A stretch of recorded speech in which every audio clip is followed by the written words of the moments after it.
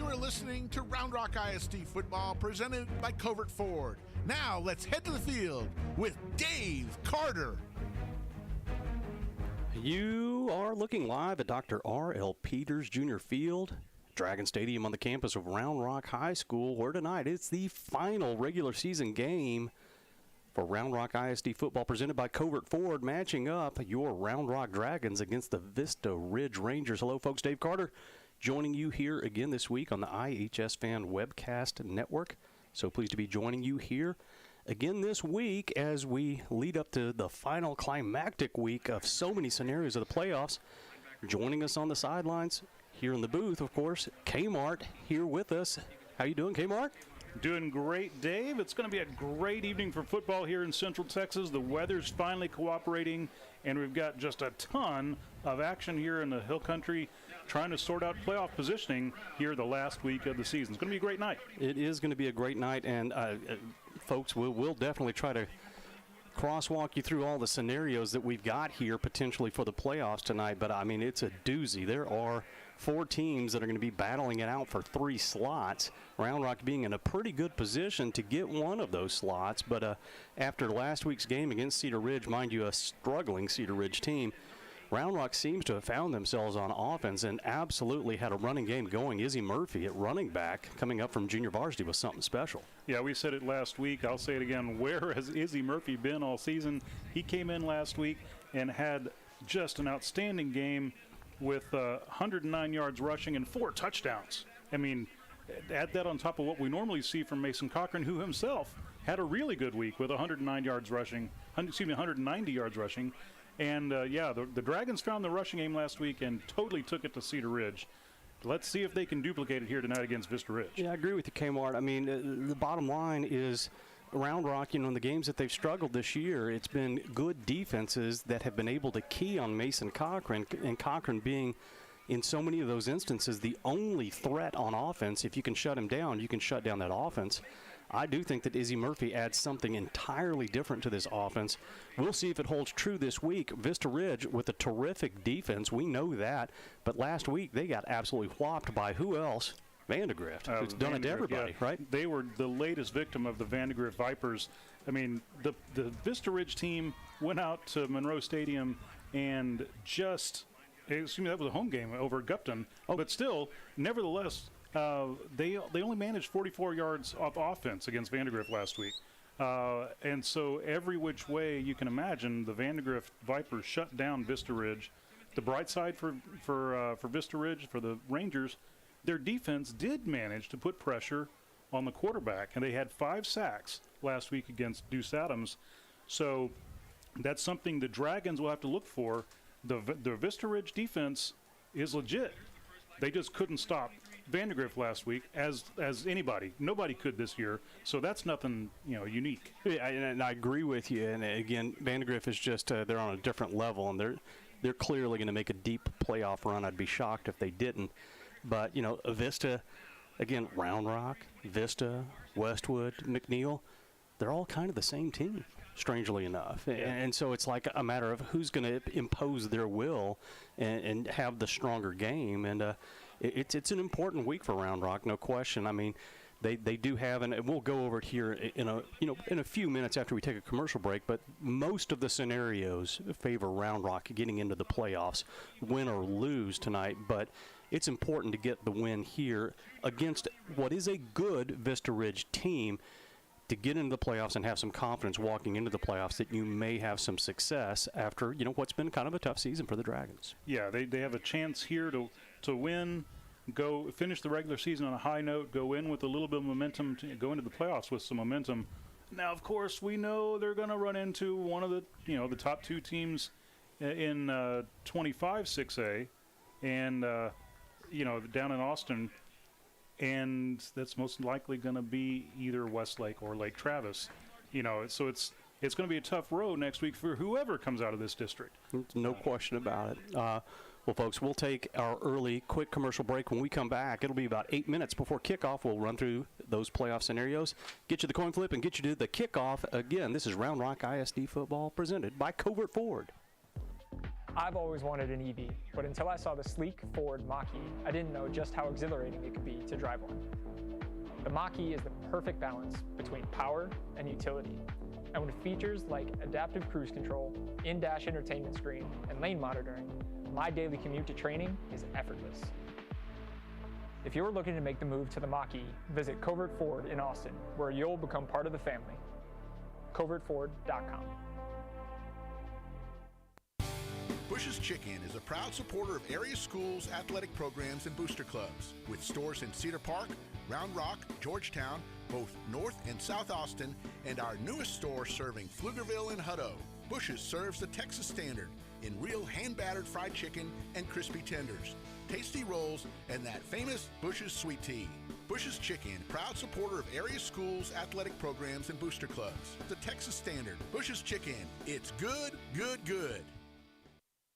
If you're looking for a special medical spa to bring out the beauty that's in you, come visit us at Ginger Allure Med Spa. At Ginger Allure, we treat our staff and patients like family. We're here to embrace, enhance, and showcase your natural beauty with a full range of services such as injectables, laser treatments, permanent makeup, microblading, and more. We provide free consultations for all of our services to answer any of your questions. Visit us online at gingerallure.com or give us a call at 512-709-0161. Ginger Allure Med Spa, the classic approach to a new you.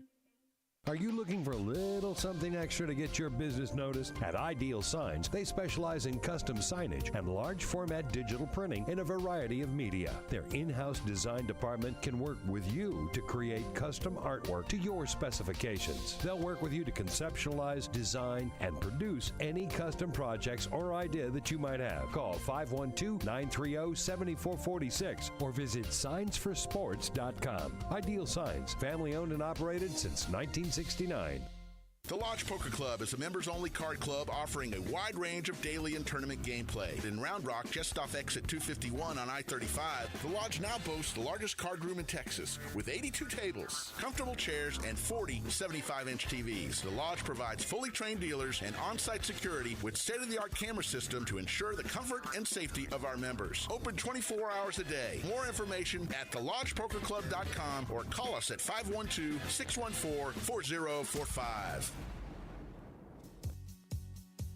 Visit Maze Street Boutique in Round Rock for all your shopping needs. Whether you're looking for a special gift or that perfect outfit that everyone will love, we have you covered. Come visit us in-store or shop us online at mazestreet.com.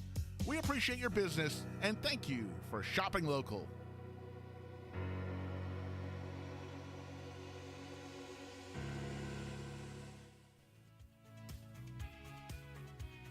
RJAC Pressure Washing, Epoxy and Stain, veteran owned and operated, serving Central Texas.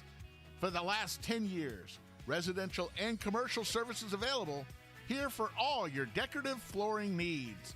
Call us at 512-593-8567. That's 512-593-8567.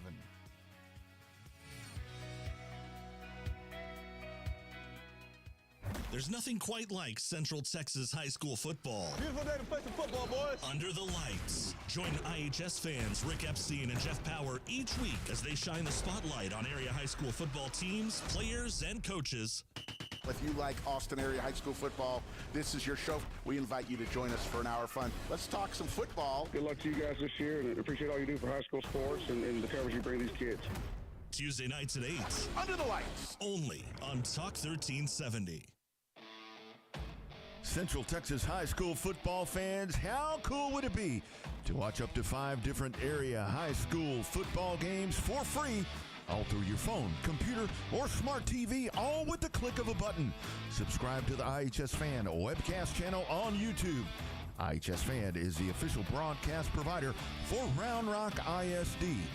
We will see you under the lights on the iHSFAN webcast network.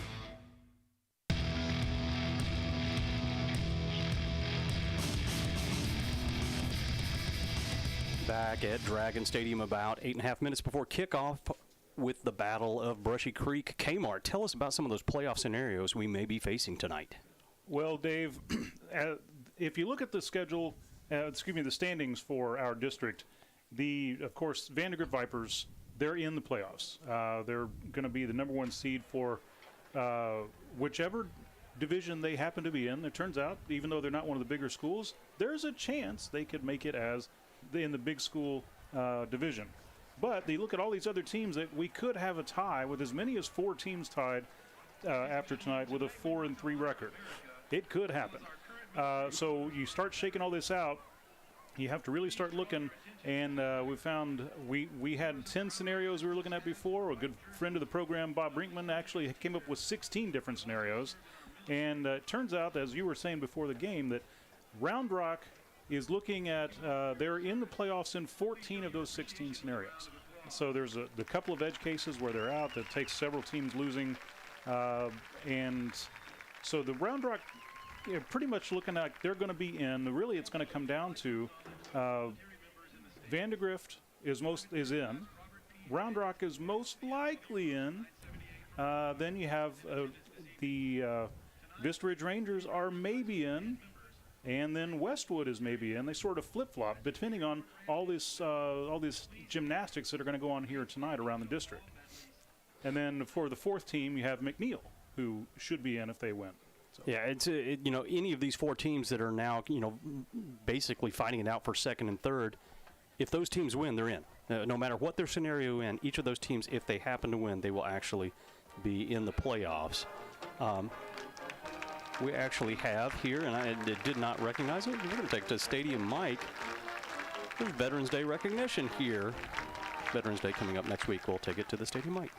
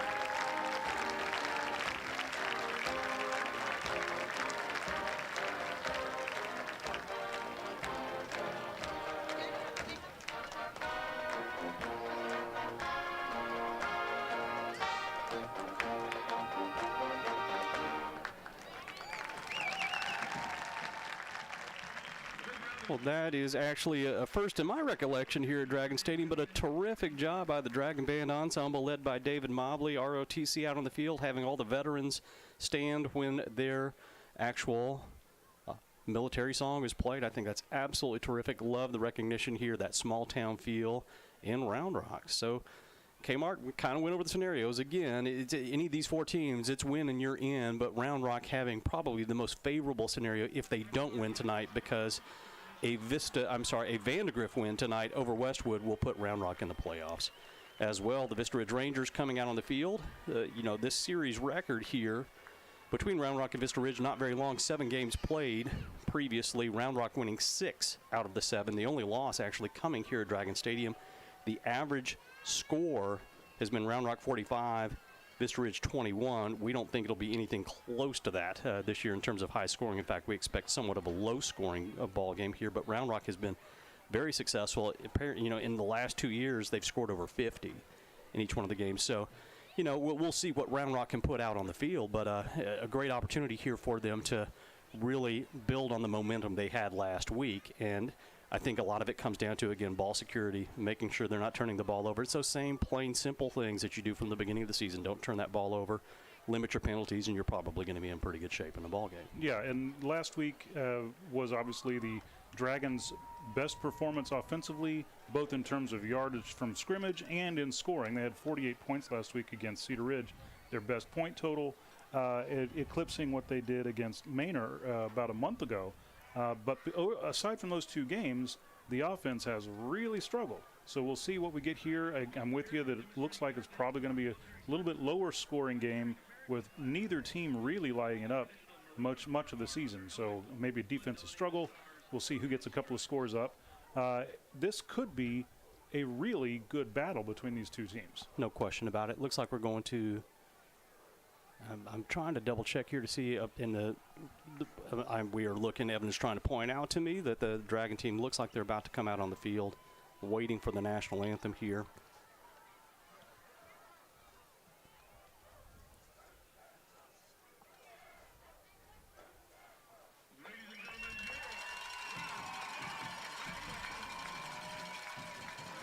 Again, a good Veterans Day theme.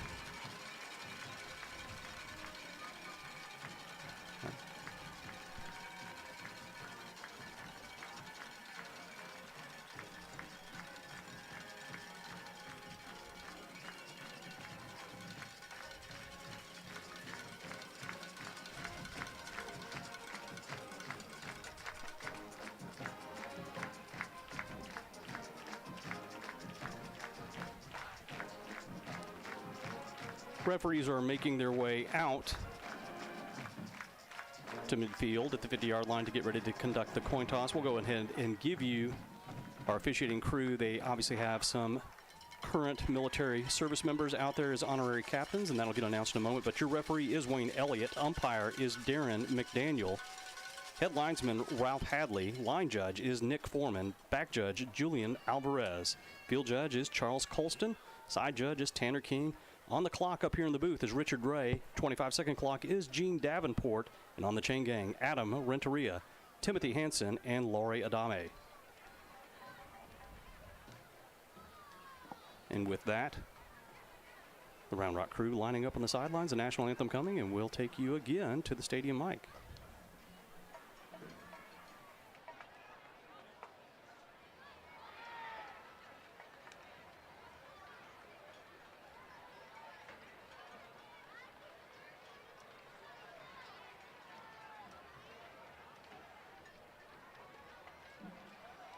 Captains for the Dragons, number 4, Zavari Whitson, number 13, Noah Burgess, number 15, Kai Haruki, number 74, Rylan Mathis. Captains for the Rangers, 0, Tion Murray, number 9, Caden Dees, number 8, Grant Anderson, and number 16, Jackson Arnott. With us this evening for the coin toss are Lieutenant Colonel Derek K. Rushop, Lieutenant Colonel Aaron C. McKenzie, Sergeant Major Luis E. Alfaro. Lieutenant Colonel Derek K. Rushop serves as the Chief of the Commander's Action Group for the Texas Military Department. Lieutenant Colonel Aaron C. McKenzie serves as the 36th Infantry Division's Deputy Operations Officer. Sergeant Major Luis E. Alfaro currently serves as the Deputy Comptroller of the United States Property and Fiscal Office of the Texas Military Department. Between these three men, stints have been served in Iraq, Afghanistan, Kuwait, Egypt, and Kosovo. All three reside in Round Rock with their families. Please join me in showing appreciation to these men and all the members of our military that have served this great country, both at home and abroad.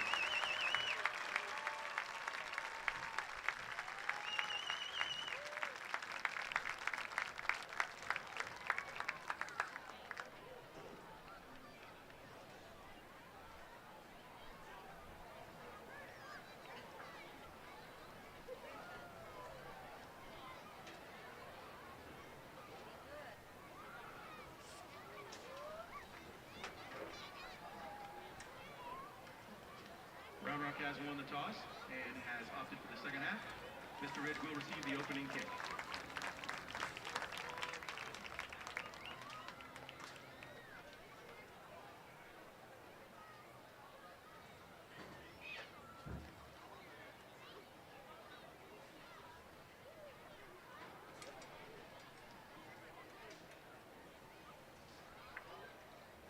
Would you please rise? Gentlemen, remove your hats or caps. Now to honor our country, The combined choirs of Cedar Valley Middle School, Chisholm Trail Middle School, Walsh Middle School, and the award-winning Round Rock High School Dragon Choir will sing the Star Spangled Banner. Ladies and gentlemen, under the direction of Student Assistant Conductor Mackenzie Kennedy, our national anthem.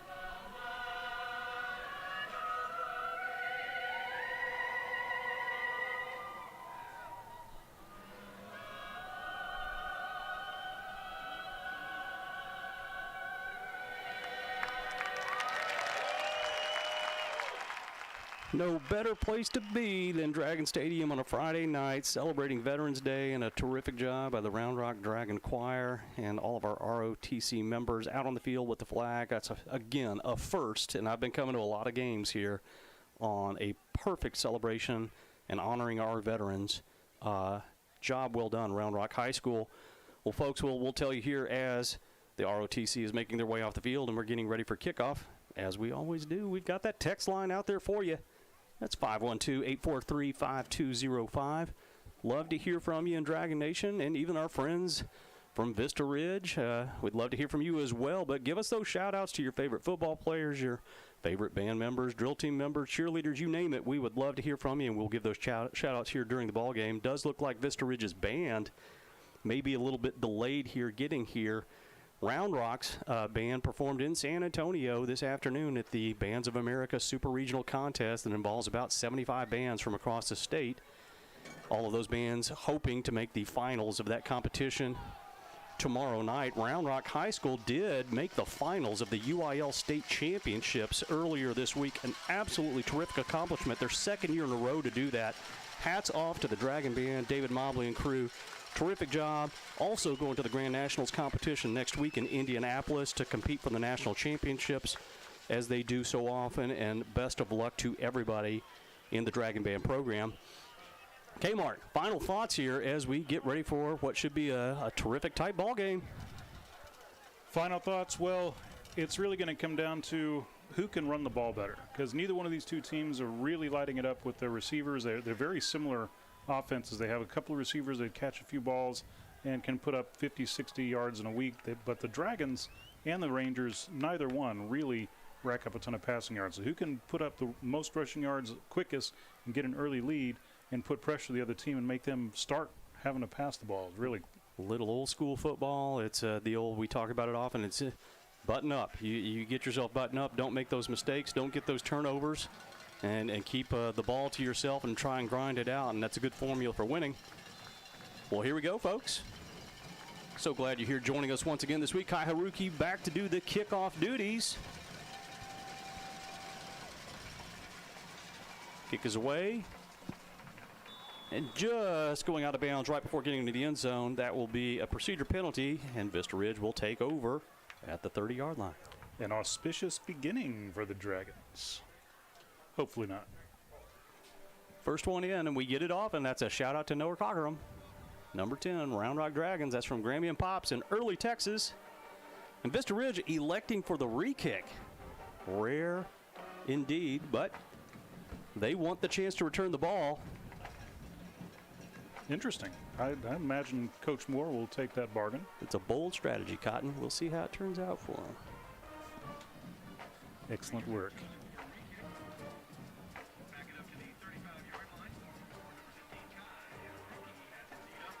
You're no average Joe. I am no average Joe indeed. Caden Natham and Caden Arnott, the quarterback. But no, I take it. It is Caden Arnott back there to deep receive.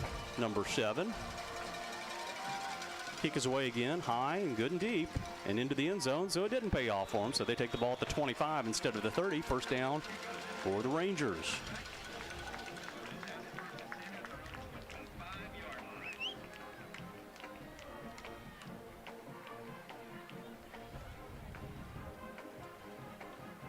And if these teams do run as much as we think they will, it may be a quick ball game.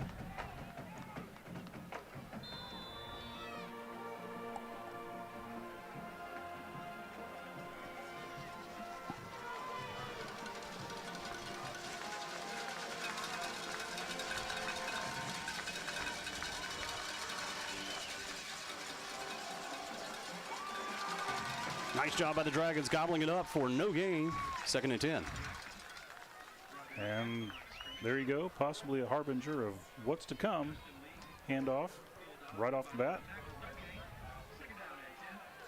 Leading rusher for the Rangers this season has been J.D. Jackson, who's running back senior. He's got 389 yards rushing on the season, which is not a massive number, but he's the leading rusher for the team.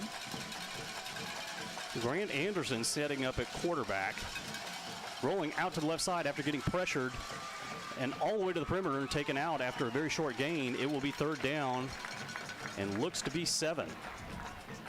Anderson actually plays both ways. He plays quarterback, also plays linebacker. He did that last week against Vandegrift. Of course, last week, since the offense didn't get much going, he only had 41 yards passing in that, and he had net lost yards because of all the sacks they took. They gave up 8 sacks to Vandegrift last week.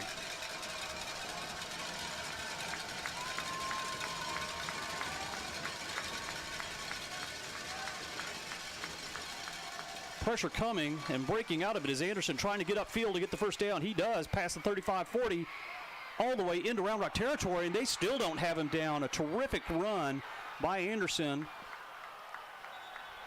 of more than 40 yards. Huge play in the early going for the Rangers.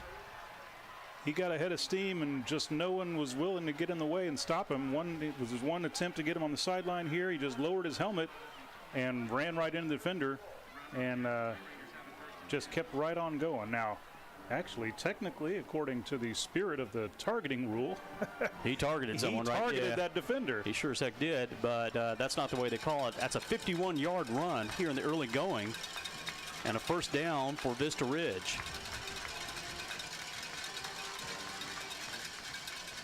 Anderson looking over the middle and throwing deep, and he's got him right in the end zone, and just like that, Vista Ridge is in the end zone. Touchdown, Rangers. That is just a fantastic drive by Vista Ridge.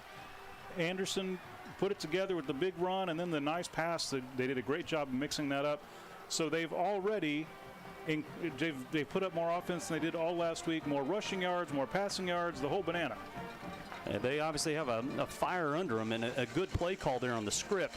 Good pressure coming on the kick attempt, but it is up and through. Your score, 10:23 remaining in the opening period, has Vista Ridge up 7-0. And I'll tell you, I think Round Rock got caught a little flat-footed on the huge run, and then a great play call by Vista Ridge to just do basically a tight end jet right up the middle. Nobody looking for it, just broke through the middle on a perfect pass. It's a touchdown.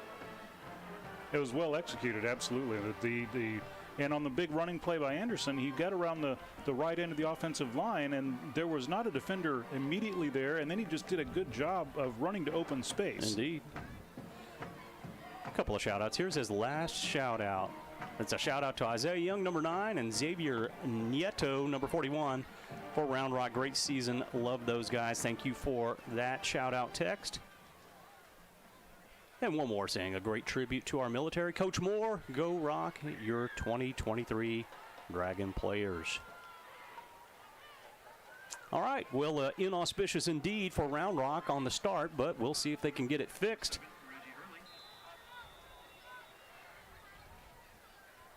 I believe I see Leonard Moore back there along with Reggie Hurley. So good to see Leonard back there. Ball kicked and out of bounds, and it's a procedure call. We'll see if Round Rock plays the same game on a re-kick or just takes the ball at the 30. And they're going to have him re-kick it. It is really rare that you see this. Fascinating. Most teams will just take the 5 yards. And just to circle back, it is good to see Leonard Moore out there. He's missed the last few weeks and obviously was on the sideline last week. But good to see him out there. Maybe he'll get to do some damage here on this kickoff. He's had some good return yards this year. So again, number 80, it's Clarence Delparine, tough name, junior kicker for Vista Ridge.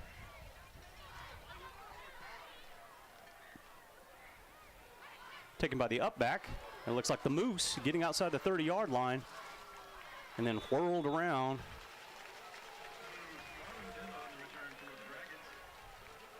And marked at the 33, so good starting field position for Round Rock. He might have gotten a few more yards if he'd cut to the outside, but still a nice little return. And we mentioned last week what a great game Izzy Murphy had, and he is flat starting at running back here in the pistol formation. Twin receiver set on the left side for Cochran.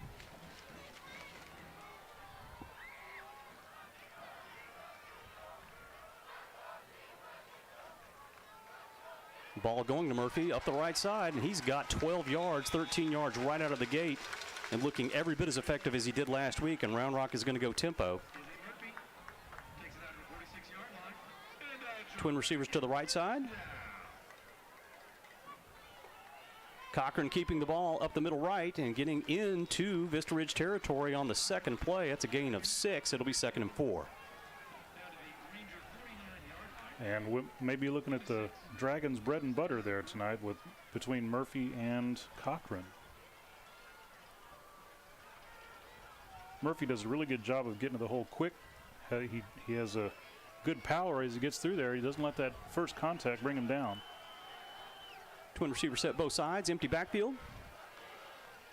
Reggie Hurley and Cochran keeping the ball, but getting gobbled up by Vista Ridge, but not before he gets a first down to the 44-yard line. A gain of 5. And Round Rock's got some momentum. A little surprising, both of these teams having some offensive success right here. Yeah. A little forward progress there for Cochran getting across the line. The defense pushed him back.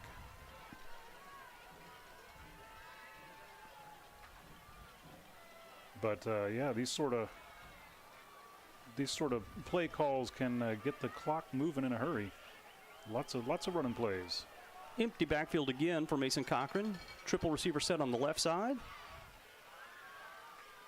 Vista Ridge looking like they're coming with everything, and they do, but a quick pass.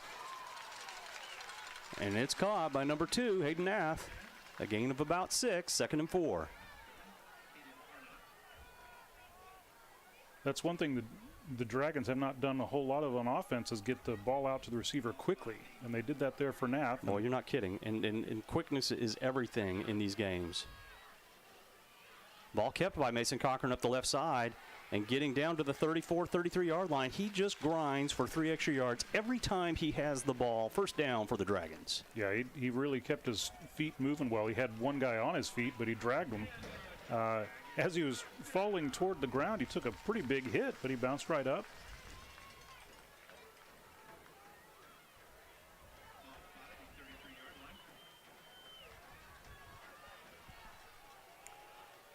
Pistol pro set formation.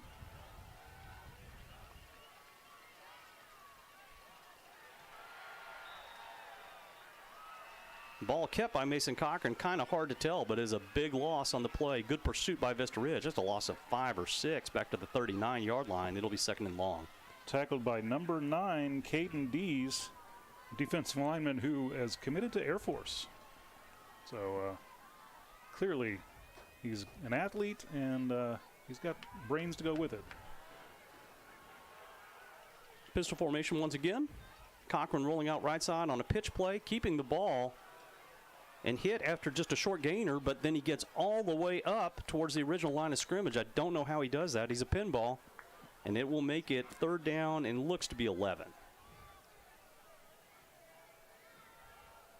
Still a whole long way to go, but better than it was. Well, and positive yards here, you know, anything in the 5-6 yard range, and it's 4 down territory. There's no question.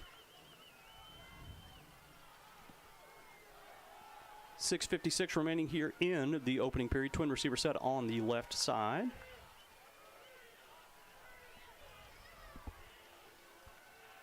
Cochran getting pressured and throwing a light screen on the right side, but well pursued by Vista Ridge and actually taken down for a loss to Javante Arnold back to the 35-yard line. It'll make it 4th and 12. A pretty tall order to try to get the first down, but you're in no man's land. We will see what Coach Moore calls up here, whether it's a punt or some trickeration. Yeah, there was just too much penetration there by the defense. Cochran was backpedaling as fast as he could and loaded it to Arnold, who was, there at the line of scrimmage, but he was already covered up. And Vista's quick enough to snuff it out. There's no play clock active in the stadium right now, folks, so we're not going to be able to call out how quickly plays have to come off, but we'll make the best of it. Cochran looking, throws the ball deep over the middle, and nicely thrown, but just could not quite bring it in. That ball was intended for number 7, Reggie Hurley, and it's a turnover on downs to the Rangers. Just a little bit past the outstretched hands of Reggie Hurley, not able to bring it in. And good, well defensed. I mean, there was enough distraction on the defensive back that caused it just not to be able to be pulled in, and I think that was the difference on the play. So Vista Ridge having success in getting it stopped on that first series. 6:33 remaining here again in the opening period.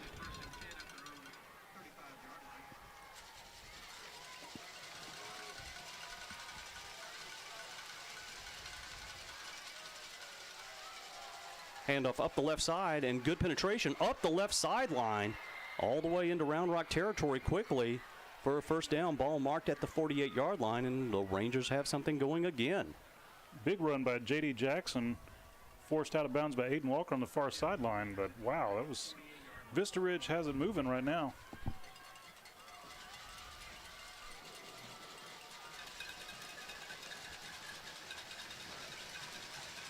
Anderson again in at quarterback. Offset by Jackson. Twin receiver set on the left side. And throwing the ball out left side. And good pursuit by Round Rock. And the ball pops out and forward, but out of bounds. A 2, looks like perhaps 3-yard gain. It'll be 2nd down.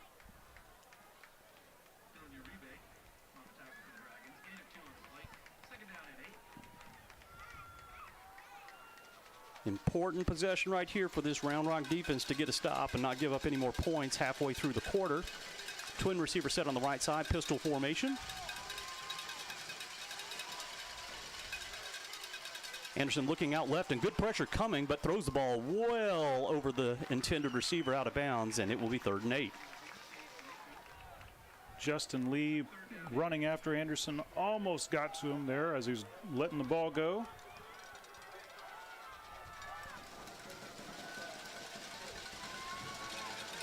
Ball at the 46-yard line. Line to gain is the 38.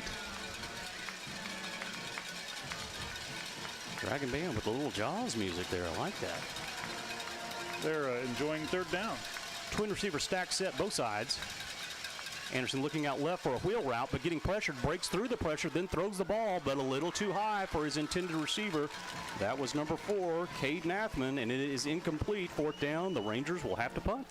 Justin Lee was breathing down Anderson's neck right there, and Anderson let it go as he was taking a hit again, this time not quite able to get it out there. Well, And, you know, honestly, on the play, Anderson, I mean, it proves up. You were talking about it before the game. They're not much of a passing team.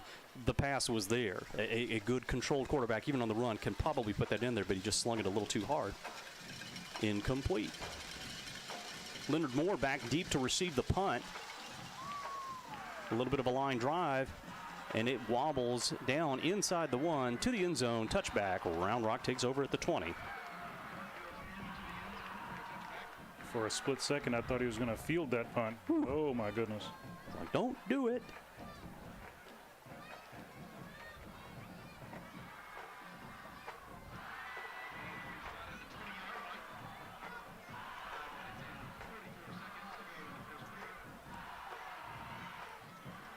Other games in the district in the first quarter, McNeil, again taking on Cedar Ridge. They're ahead 7-0 right at the end of the first quarter.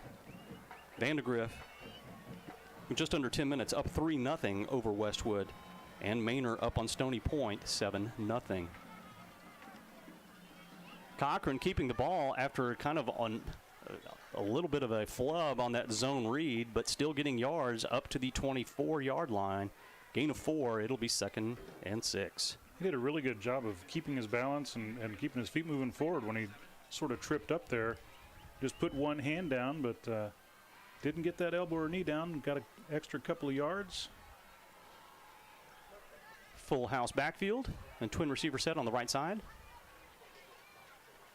Ball is thrown over the middle, just a little too quick for Javante Arnold, incomplete. Arnold might have heard the footsteps on that. Could have, and honestly, the timing was there. I think just a little bit more time on the pass and it can progress, and he might have hit it for a touchdown. Pistol formation now. 3rd down and 7 is the official mark. Cochran looking to the sidelines again. No idea how much time on the play clock, but the play is called in. And now Arnold in the backfield in the pistol. An option look read. And now a late pitch. And Arnold gets it and covers it up. But a little bit of a tough decision there by Mason Cochran, pitching it when he was going down. And it's a big loss back to about the 14-yard line. And Round Rock will have to punt 3 and out. Cochran was just trying to make something happen there. He saw Arnold out there, but just a second too late. Yeah. And it's one of those things where it's like you don't know if you should or you shouldn't, but, you know, this is one of those games where it's like you put everything out there, it doesn't matter. He's trying to give it his all.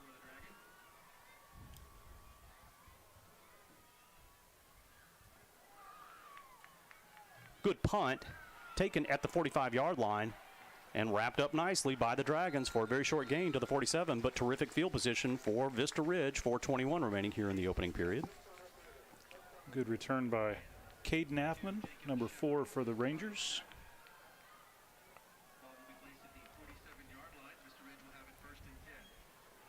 You mentioned in 26 6A there were several games played last night, only one being played tonight. But Lake Travis did take on Bowie, beat them 66-14. Austin High beating Del Valle for one of their few victories of the season, 28-13, and Westlake beating Buda Johnson 34-0.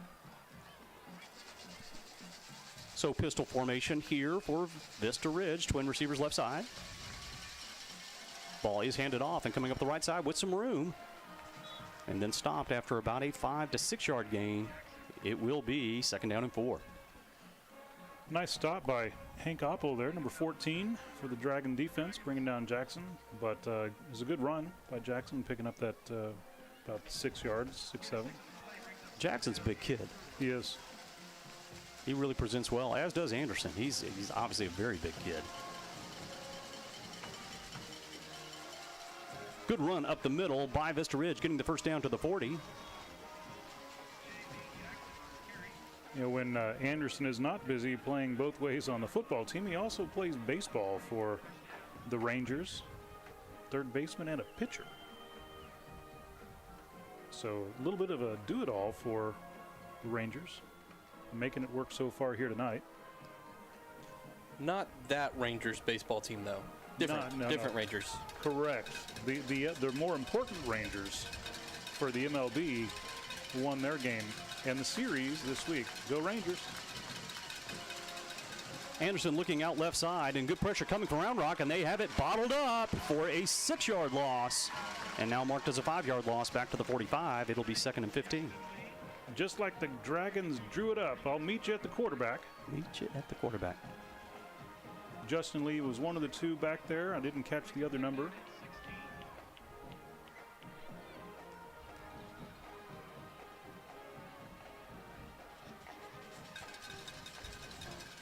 So it is marked at the 46-yard line. 2nd and 16, 30-yard line is the line to gain. Twin receiver set on the right side. And now receiver in motion. Anderson faking the handoff and then giving it once again to Jackson. And a good gain down to the 39-yard line. So a gain of 7, getting everything back plus a yard. It will be 3rd down and 9. And this very well may be 4-down territory for Vista Ridge. Well, on that play, the Rangers did a really good job of opening a nice hole on the offensive line. Jackson had plenty of room to make his move through there. Well, and a good call by Coach Scott for Vista Ridge. Let's get it back to where we might be able to manage this thing, right? A quad receiver set on the left side and thrown incomplete. Just dropped. They were trying to set up blockers going downfield. The ball thrown a little bit low and dropped. And now 4th and 9. And the decision for Vista Ridge here on whether or not they want to give Round Rock potentially very good field position. The clock stops at 1:57, and the offense stays on the field. And then the offense doesn't stay on the field. They just wanted to see if you're paying attention, Dave. High school football, folks. We call it like we see it. And even sometimes like we don't. That would be correct, sir. Leonard Moore back deep.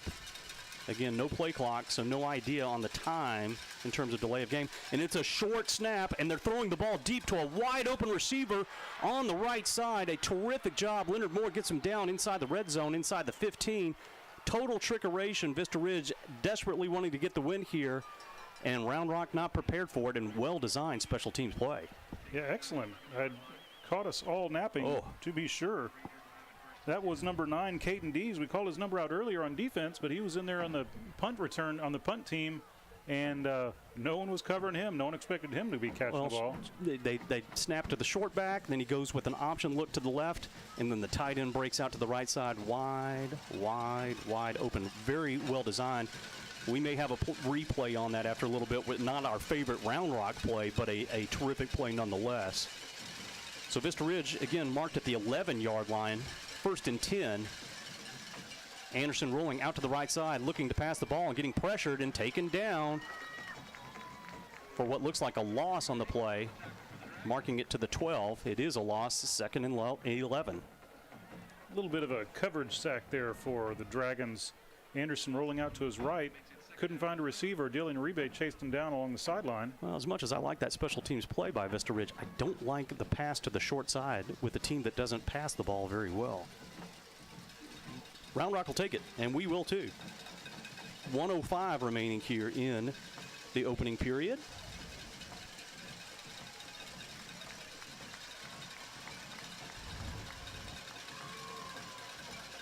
Full house backfield and twin receiver set on the left side. And a flag on the play. I'm not sure why the defense is pointing fingers. There you go. I mean, excuse me, the offense was pointing fingers at the defense, thinking they were drawn, forced to move, but clearly the officials calling it on the offense.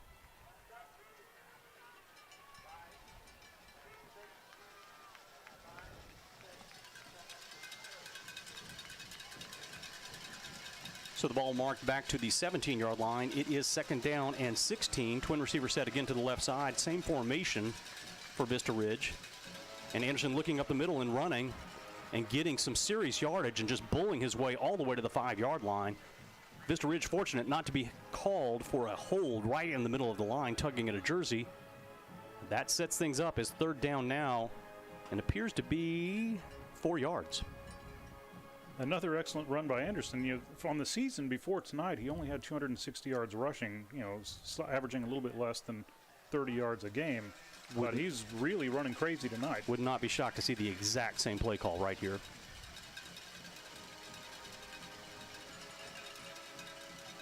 There you go. And into the end zone. As called, right up the middle.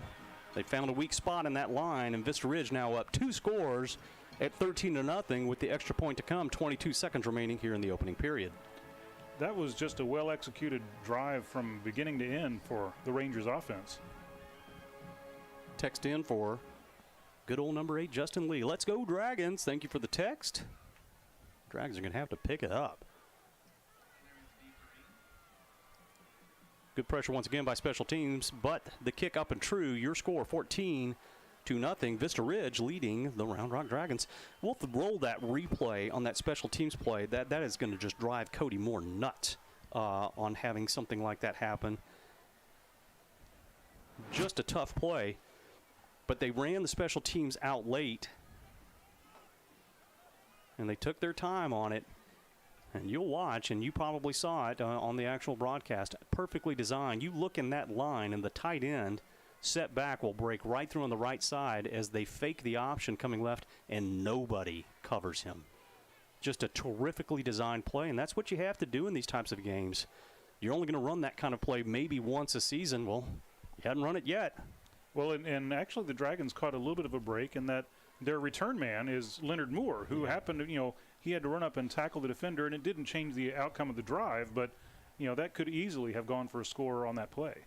Well, it's a big critical moment here in the game. Round Rock not able to get on the scoreboard so far against a good defense in Vista Ridge. They're going to have to draw up something special on their own and see what they can get here on this drive. Again, back deep, Reggie Hurley and Leonard Moore to deep receive for Round Rock. Hurley with the return and getting up the middle and getting good yards out to about the 29-yard line. 14 seconds remaining here in the first quarter, and this will likely be the last play of the quarter upcoming. Absolutely perfect night for football. 67 degrees, not a hint of a breeze in the air. Fall has found Central Texas.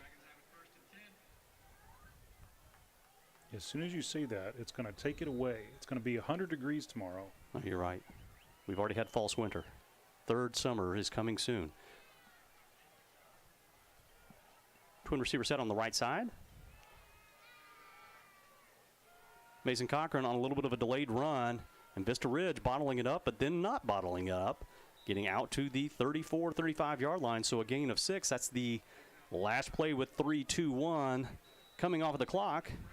And it's the end of the first quarter. Vista Ridge again up 14-0 on Round Rock. We'll take a quick commercial break. This is Round Rock ISD football presented by Covert Ford. I've always wanted an EV, but until I saw the sleek Ford Mach-E, I didn't know just how exhilarating it could be to drive one. The Mach-E is the perfect balance between power and utility. And with features like adaptive cruise control, in-dash entertainment screen, and lane monitoring, my daily commute to training is effortless. If you're looking to make the move to the Mach-E, visit Covert Ford in Austin, where you'll become part of the family. CovertFord.com.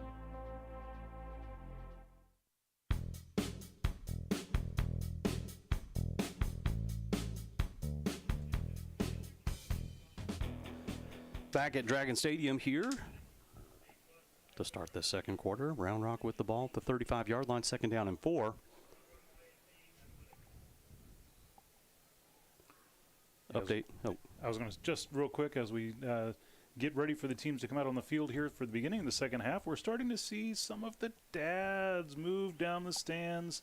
You can't see it on camera here, but tonight's going to be Bob and Susie night for the Dragonettes. So the dads with their white shirts and colorful ties are making their way down to get warmed up, all limbered up for halftime. Not to be missed at halftime, folks. We'll bring it all to you. Twin receiver set to the left side. Cochran keeping the ball, pressured out on the left side perimeter, and gaining about 3 yards to the 39-yard line. Looks to be the mark. It may be enough for the first down. Very close to the marker, but number 9, Caden Dees, tripped him up, and he fell just short. So ball marked back to the 38-yard line. It will be 3rd down and 1.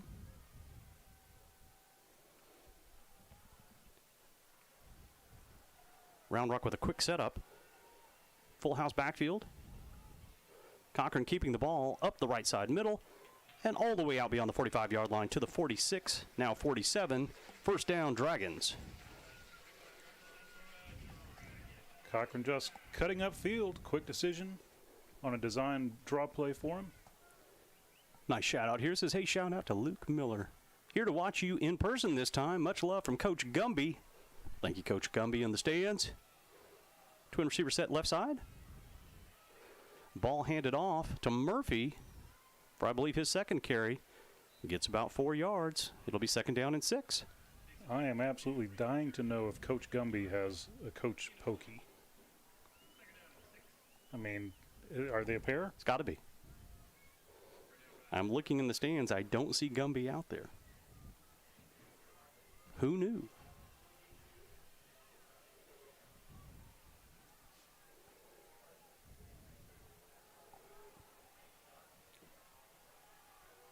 Twin receivers right side.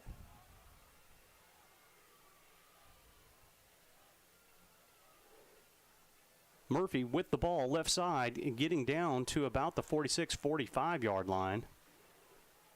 Some extracurricular play on the far sideline between Round Rock and Vista Ridge, but all for naught. That's going to be about a 3-yard gain.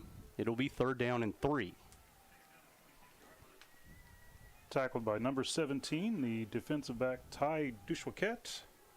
That is quite a long name. I hope I got the pronunciation right for him. Cochran keeping the ball up the left side. Good pursuit by Vista Ridge, but Cochran breaks out of tackles just like he does just about every game. Gaining about 6 yards to the 40-yard line, and Round Rock has something going.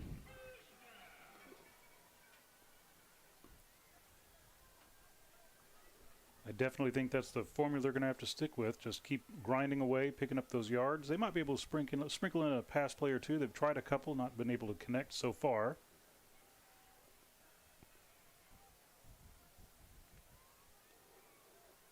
Pistol formation moves Garlington in at running back.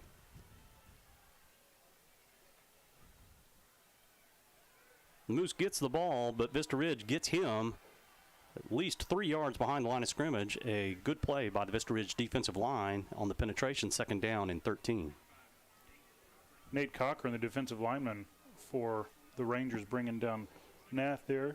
He's a sophomore. He's actually one of the few underclassmen on this Rangers team. This team is so loaded with seniors. I mean, it's just really crazy. Probably about 3/4 of the team is seniors. Izzy Murphy back in the ballgame. Triple receivers on the right side.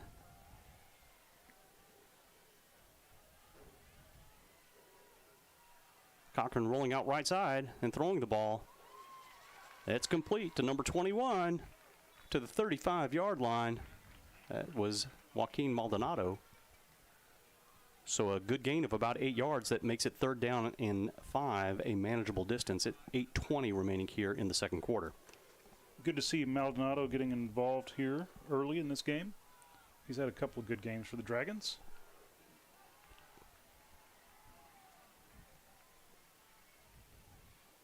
Ball handed off to Murphy and just absolutely annihilated in the backfield. That was number 9, I believe, Caden Dees. It's going to be a loss. Yeah, Caden Dees made that tackle with authority. So that absolutely was the play you could not have happen. Coaches on the field absolutely lighting up about something from the Round Rock sideline. Not sure if it was a missed assignment or if they felt like something happened that should have been called by the officials, but it does make it fourth down and 7. And again, the 30-yard line is the line to gain. Reggie Hurley coming back into the ballgame, setting up at receiver.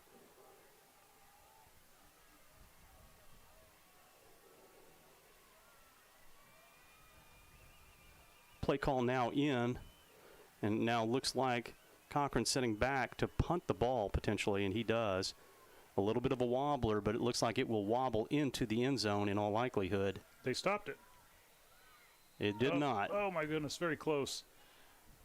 The first man down knocked the ball backward, but not before it had hit the line. Very close to pulling that off. It was Reggie Hurley who got down there. So all for naught. Round Rock is definitely going to have to get something going here on defense on this series. Already 2 scores down. They absolutely cannot go down 3 scores to a team that has such a good defensive unit. 7 minutes, just over 7 minutes remaining here in the opening half.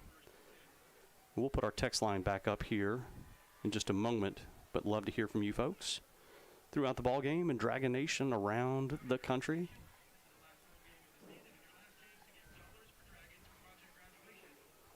It seems abundantly clear that Vista Ridge will not be bringing their band at all tonight, presuming that their competition schedule was a bit much. Sorry to not see them here. Zach Santos, a former Round Rock Dragon himself, one of the band directors over there. They do such a terrific job at Vista Ridge.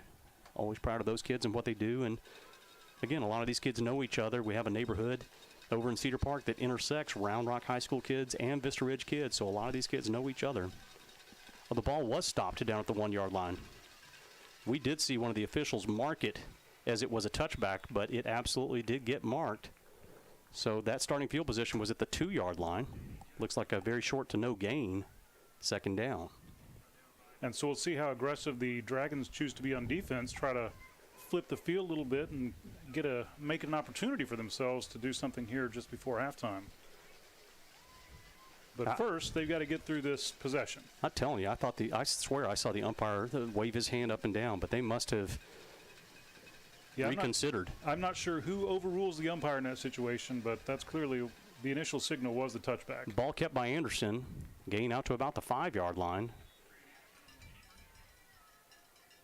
And marked at the 6. So it'll be second and third and 6, rather. Now they actually mark it to the 7. I think that's a pretty generous spot.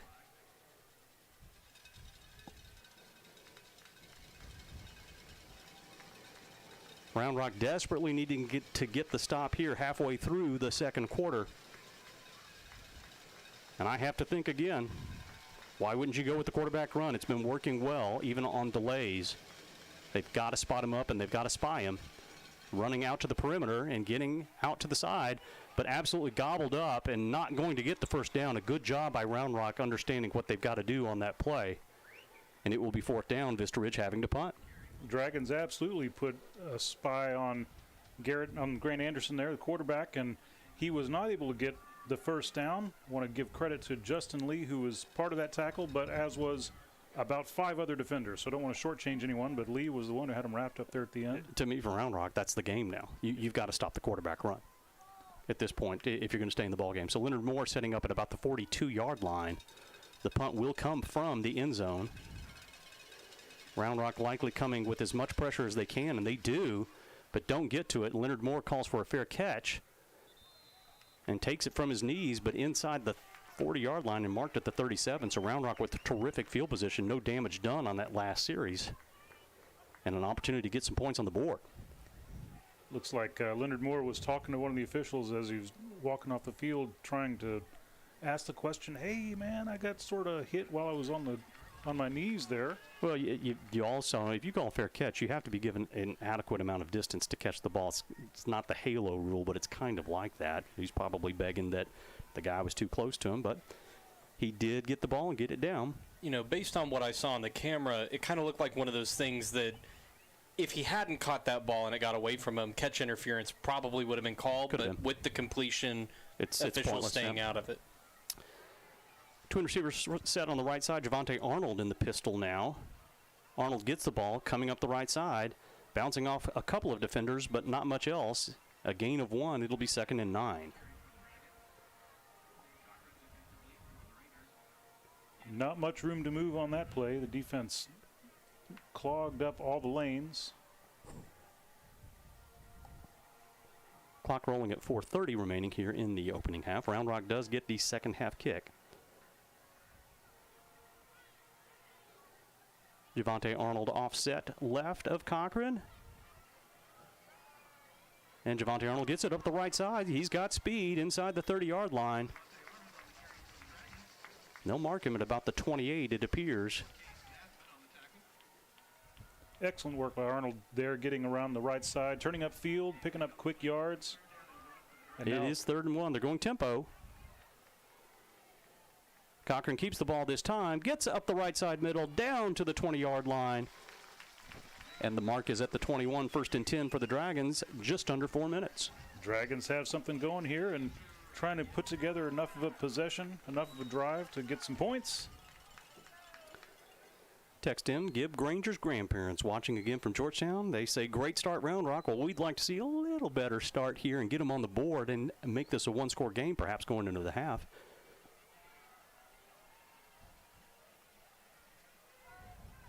Cochran keeping the ball up the middle right side and breaking out of it to the 15 to the 10-yard line. It will be first and goal for the Dragons.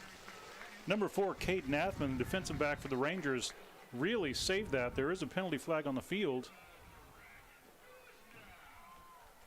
But Cochran was headed for the end zone if Nathman didn't make that play.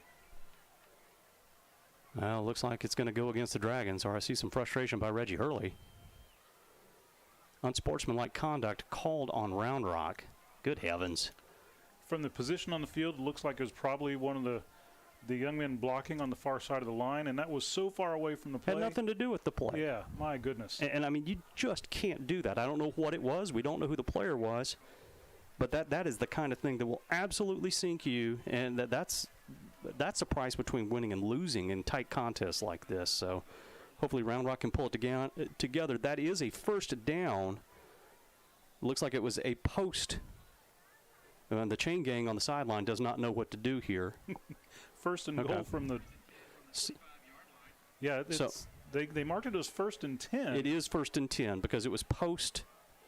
gaining the first down, so they've moved everything back. It's not first and 25, it's first and 10. Cochran keeping the ball left side. He's got open field well out on the perimeter, and they throw a flag from the backfield on a hold on one of the receivers. Looked like it was Reggie Hurley, potentially, and that's going to be a mark-off.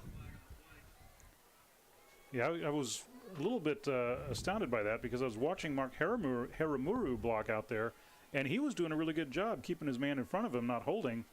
And if it was Hurley on the other receiver spot, again, another penalty that didn't have much to do with the actual outcome of the play. Penalties marked from the actual spot that it was committed, so instead of being a 10-yard mark-off, it is a 5-yard mark-off. It will be first down and 15, and Round Rock shooting themselves in the foot. We talked about it. You cannot do this. You've got to keep your penalty numbers low. And Round Rock now with several crucial penalties in several instances that have really hurt them. And I don't think Vista Ridge, well, do they have a penalty yet? I don't think they do. They have one false start. There you go. That's why you're the best color guy in the business. First down and 15. Again, ball marked at the 30. 15-yard line is the line to gain. Cochran handing the ball off to Javante Arnold, getting up the left side. And a gain of about 6 to 7 yards. No penalty flags on the play. It will be second down. Sometimes you got to take your victories where you can get them. No penalty flags on the play. Although the officials are conversing about something. Clock didn't roll. If it's not one thing, it's another. Oh, there's a false start. There was a penalty flag on the play. We just couldn't see the flag. This is getting ridiculous. And the crowd is sensing it.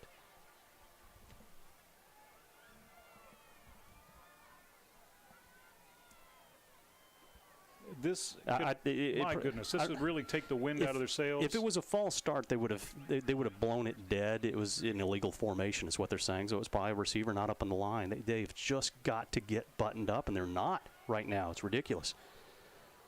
Frustrating for everybody. I'm sure Coach Moore as well. Cochran rolling out left side, looking deep to throw the ball, and throws it high. And Hayden Nath with the best catch of the season at the 20-yard line. That's a gain of 15 yards. No flags on the play. That's just an awesome catch, climbing the ladder, getting it one-handed out of the air. Way to go, Hayden Nath. Ball handed off to the Moose and hopping out of a few tackles and getting upfield, and it looks like he's going to be at the yard to gain. They are marking it at the 15-yard line. That should be a first down for Round Rock, and they do. They call it forward. A terrific job by Round Rock getting something going. 2:17 remaining. Cochran keeping the ball left side and getting out to the perimeter, inside the 15, down to the 11, the 10. They mark it at the 11, a gain of 4. It will be second down and 6. Good hard hit on the far sideline. Cochran was running that direction, got a little shove as he was going out of bounds, but the officials not calling it. Looked like a legitimate tackle. Totally legit. Yeah. I wouldn't get upset about that, although I did hear some people in the crowd get a little vociferous. They are spirited in their support of Dragon Nation. And now a timeout called by Vista Ridge. 2:11 remaining here again in the first half. We'll put up the text line for you. And we will run a replay on Hayden Nath here. Why don't we do that first? I thought that ball was so overthrown. And rest assured, that is easily Hayden Nath's best catch I've seen him have in his career here.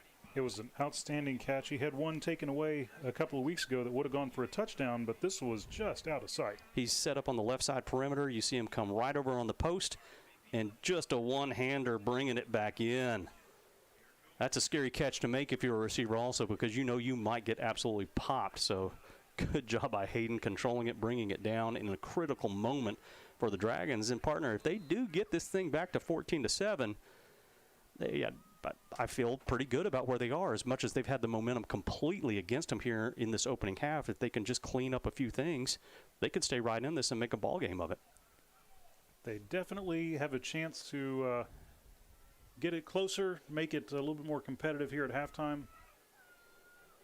First things first, got to get those points. Go ahead, Dave. Vandegrift up 10-0 now over Westwood. Manor up 7-6 on Stony Point now. Second down and 6. Twin receiver set to the short side. Cochran keeping the ball up the middle and just seams right through the gap, getting down to about the 6-yard line. Not quite getting the first down, but it should be 3rd down and 1. I don't know how that young man does that. He's just so hard to stop. He gets his momentum going, and when he gets that first contact, more often than not, he just pushes the pile and falls forward.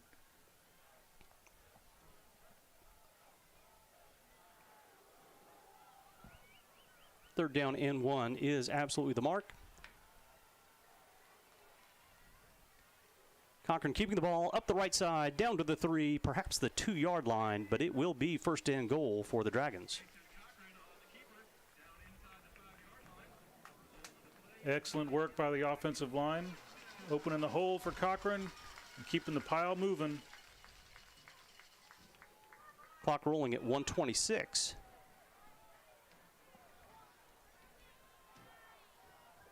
Twin receiver set to the right side. Cochran keeping the ball and leaning hard, but only to about the 1-yard line, not in the end zone. It will be second down. Well, he's even inside the 1. They marked him just short. Round Rock with all 3 timeouts and no urgency here. 55 seconds remaining and the clock rolling.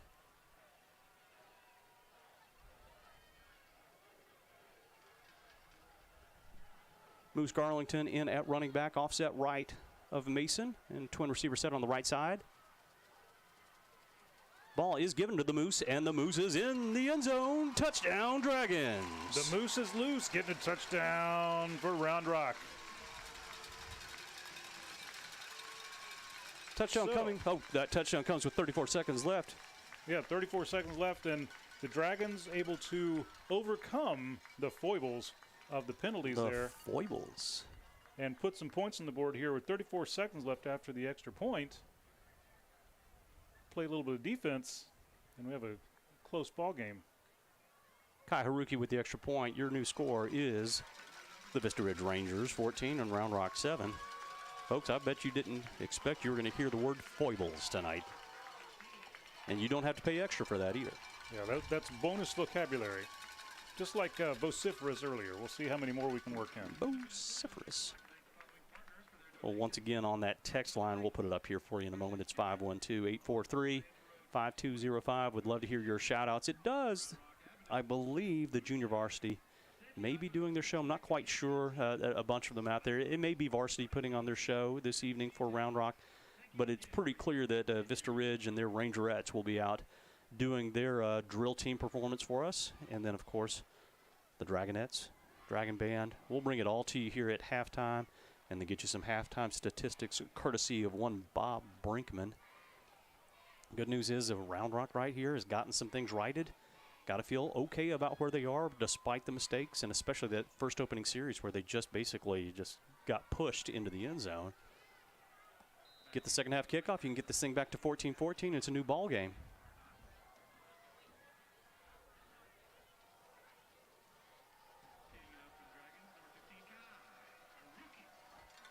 Haruki in to do the kicking duties. Kick is away deep and out of bounds. And we'll see if we keep doing the re-kick game here.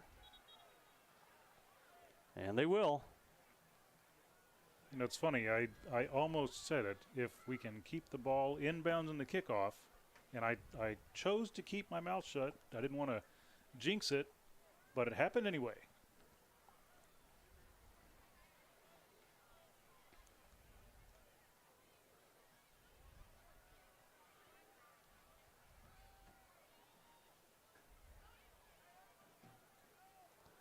One text in, not identified, says, get Nath the ball. He's a stud.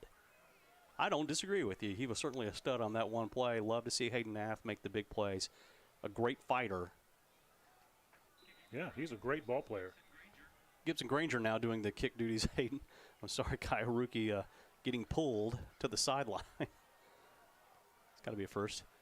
Granger getting it high and deep. Ball coming down at about the 10-yard line. Vista Ridge with the return on and a seam, but taken down nicely by Round Rock. Ball getting to the 30-yard line. No harm, no foul. That's where it would have been on the out-of-bounds kick. 28 seconds remain. First down, Rangers. Hats off to Christian Burton for the tackle there and avoiding disaster on the re-kick. So, Dragons special teams do their job, get the kick down. Rangers have 28 seconds to do something with here. The Dragons have 28 seconds to hold on for dear life. Something tells me Anderson is going to run the ball up the middle.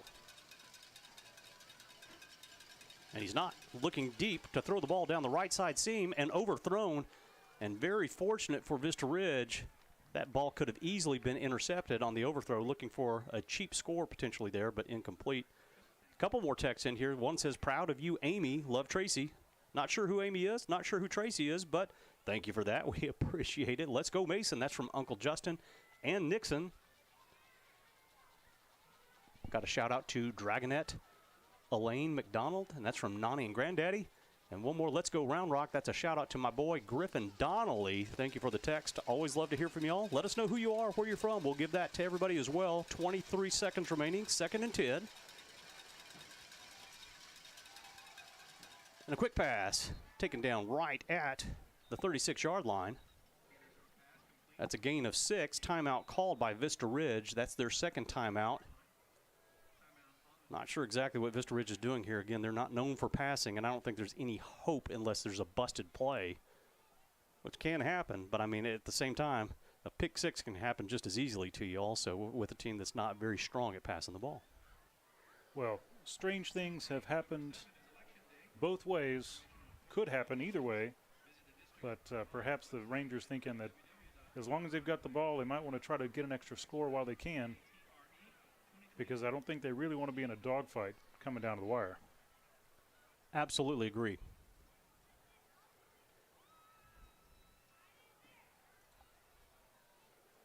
Well, here you go. It's a nice Vista Ridge shout out here. I love it. It says, big shout out to Vista Ridge all the way from Japan. That's a first in any of our broadcasts we've ever done. It says, myself and Division are watching and cheering them on. Go Vista Ridge. Go Coach Spiller. And that's the poster's dad. Didn't get your name, but thank you for what you're doing over across the seas. Glad to bring you the broadcast here. Hope you're enjoying it. Vista with 3rd and 4. Pressure coming. Ball thrown and nicely done.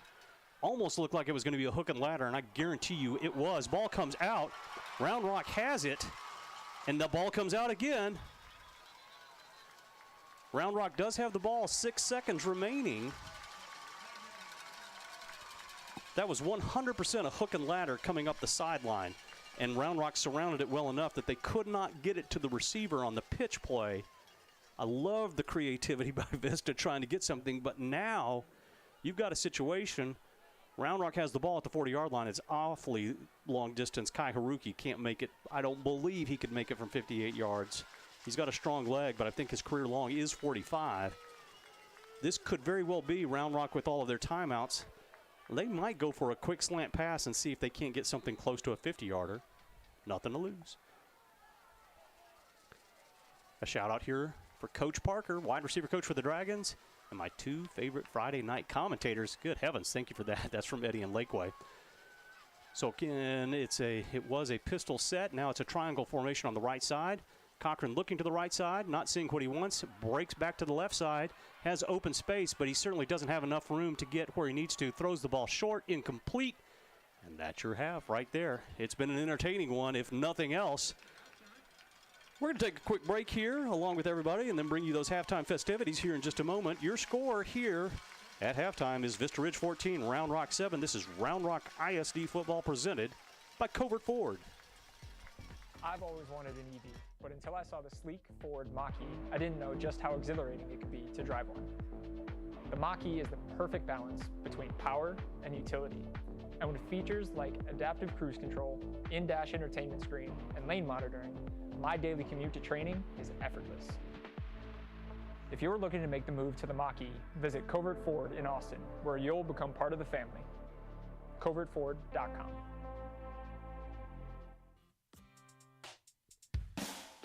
Longtime McNeil parent Brian Kerman is a realtor who works for RE/MAX Capital City. Brian is involved in helping Round Rock families buy, sell, invest, and lease properties in the greater Austin area. He has been doing so for over 24 years. As a thank you to the community, he will be honored to donate $1,000 to your favorite booster club or other 501c3 if you use him and you close on a property. We hope you will contact Brian for all of your real estate needs at 512-921-4490 or at briankerman@remax.net.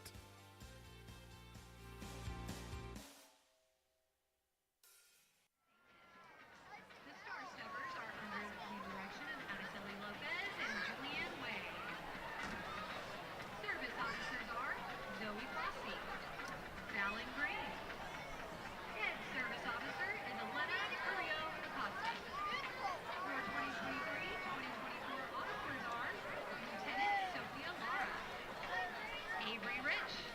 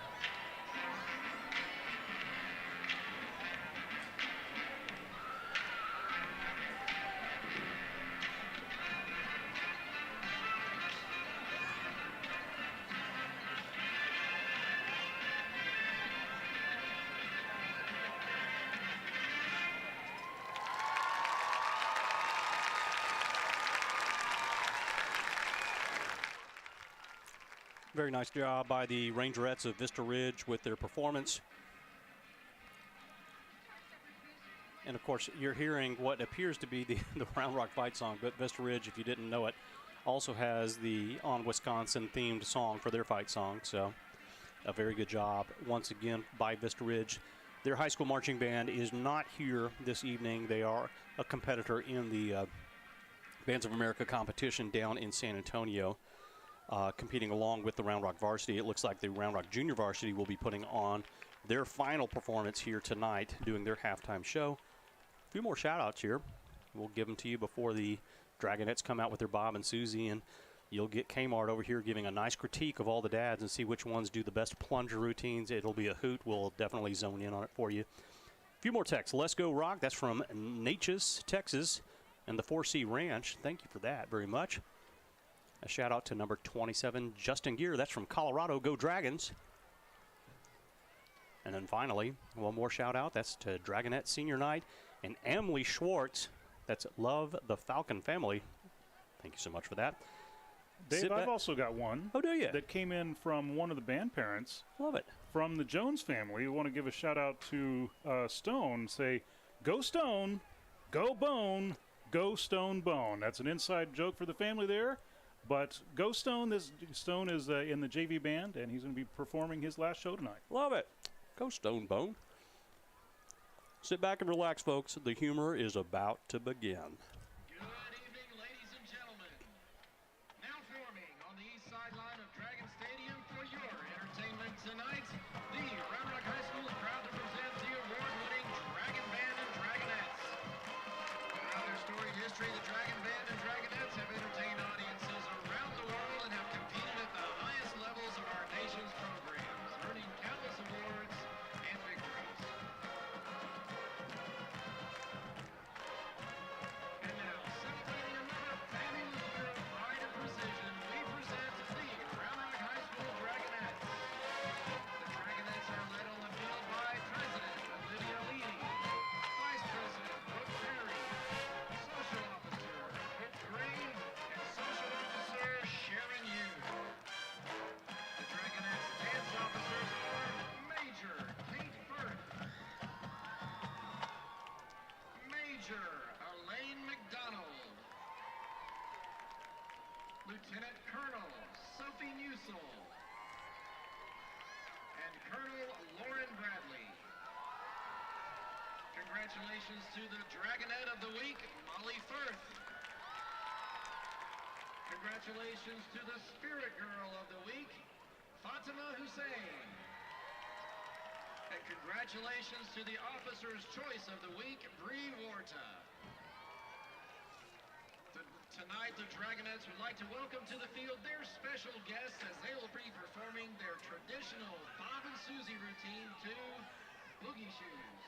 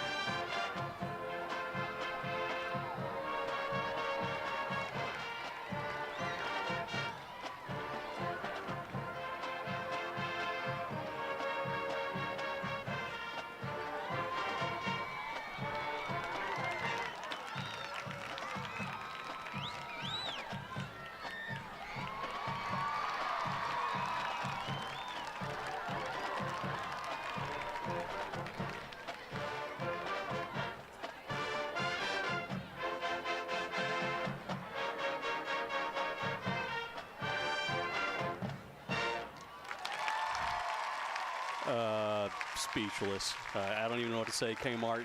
You are a seasoned critic of these events. Even you wouldn't dance up here in the booth for us. What do you think, man? Give us the lowdown. How was that? Hey, I want to say congratulations to all these dads and moms and siblings out there. We had some great dancers. There were a few that probably could have used a couple of more minutes of rehearsal, but overall it was a lot of fun for the Dragonettes. This is one of my favorite weeks of the year, Bob and Susie. Of course, we've talked before how I've had 2 daughters in the Dragonettes. I did this dance 5 times myself, and it's a great time for everyone involved. So congratulations to everyone out there. Great performance and a really good time. Hope everyone had a good time down there and all the friends and family watching online. I absolutely agree with you. It was a very, very good performance by all of those dads. The pressure's certainly on. And a good job. We always love this week. Unusual that it's the last game of the season, but a great way to wrap up activity here during the regular season at Dragon Stadium. As we mentioned, it'll be the JV band here. We're going to take it back to the field, Mike, and Hollis Bone.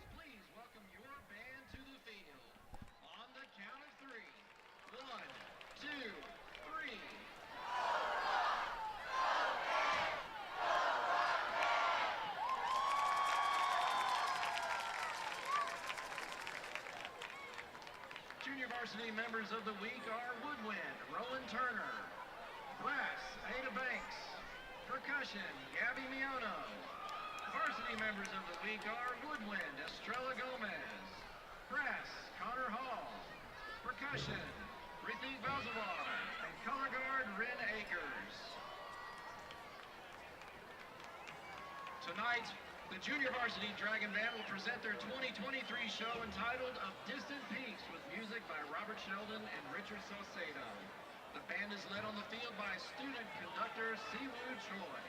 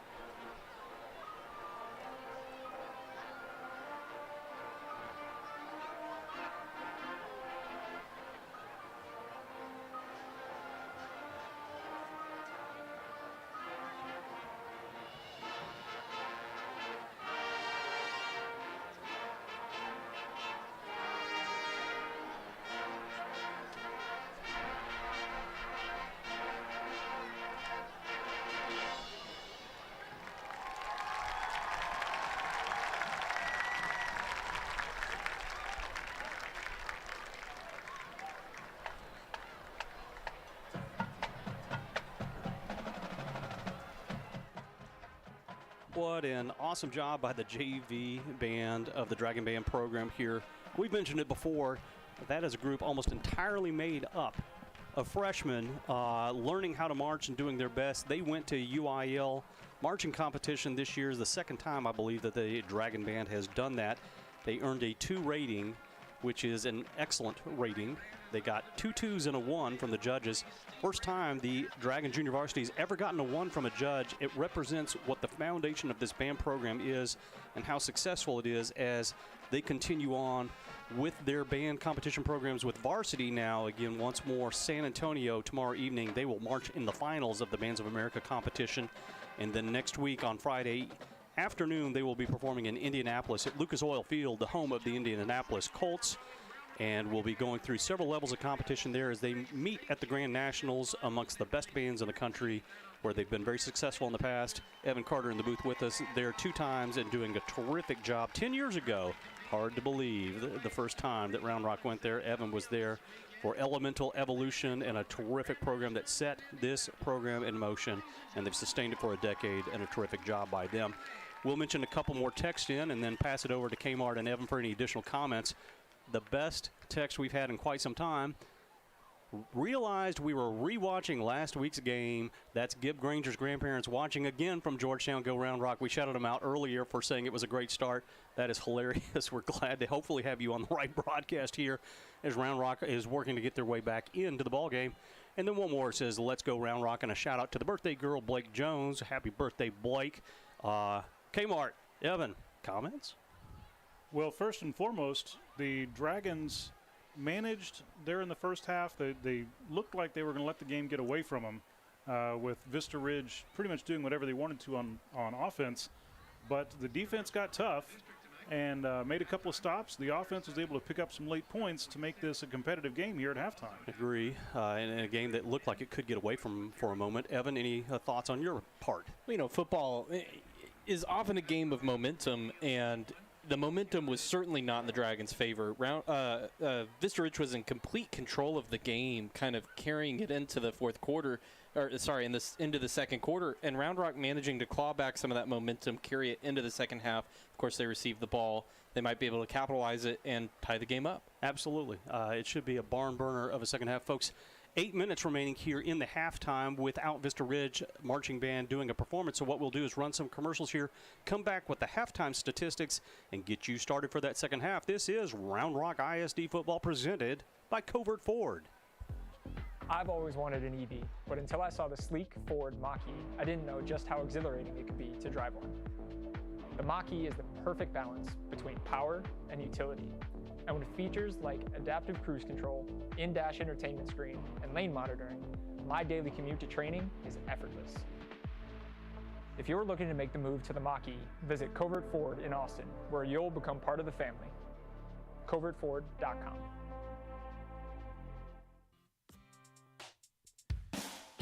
Longtime McNeil parent Brian Kerman is a realtor who works for RE/MAX Capital City.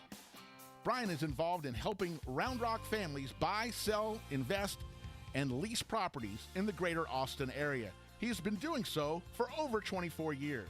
As a thank you to the community, he will be honored to donate $1,000 to your favorite booster club or other 501c3 if you use him and you close on a property.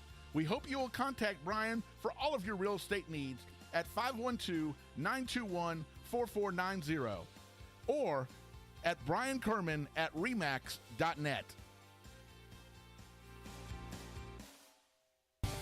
Bush's Chicken is a proud supporter of area schools, athletic programs, and booster clubs. With stores in Cedar Park, Round Rock, Georgetown, both North and South Austin, and our newest store serving Pflugerville and Hutto, Bush's serves the Texas standard in real hand-battered fried chicken and crispy tenders, tasty rolls, and that famous Bush's sweet tea.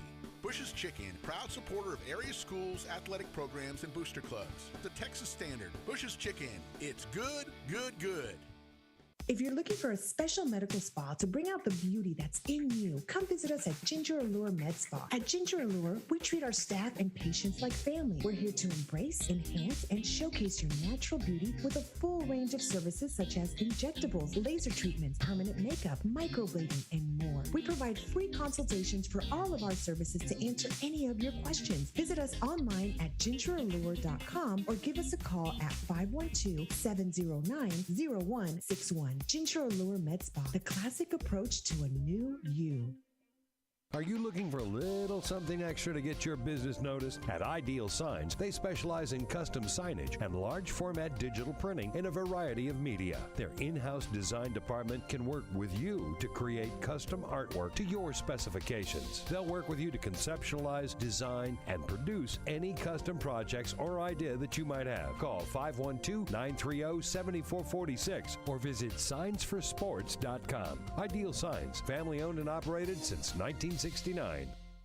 The Lodge Poker Club is a members-only card club offering a wide range of daily and tournament gameplay. In Round Rock, just off exit 251 on I-35, the Lodge now boasts the largest card room in Texas with 82 tables, comfortable chairs, and 40 75-inch TVs. The Lodge provides fully trained dealers and on-site security with state-of-the-art camera system to ensure the comfort and safety of our members. Open 24 hours a day. More information at thelodgepokerclub.com or call us at 512-614-4045. Visit Maze Street Boutique in Round Rock for all your shopping needs. Whether you're looking for a special gift or that perfect outfit that everyone will love, we have you covered. Come visit us in-store or shop us online at mazestreet.com. We appreciate your business and thank you for shopping local.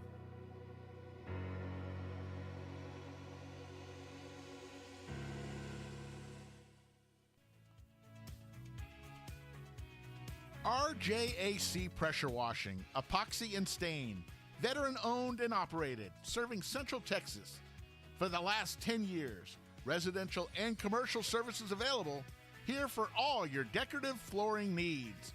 Call us at 512-593-8567. That's 512-593-8567.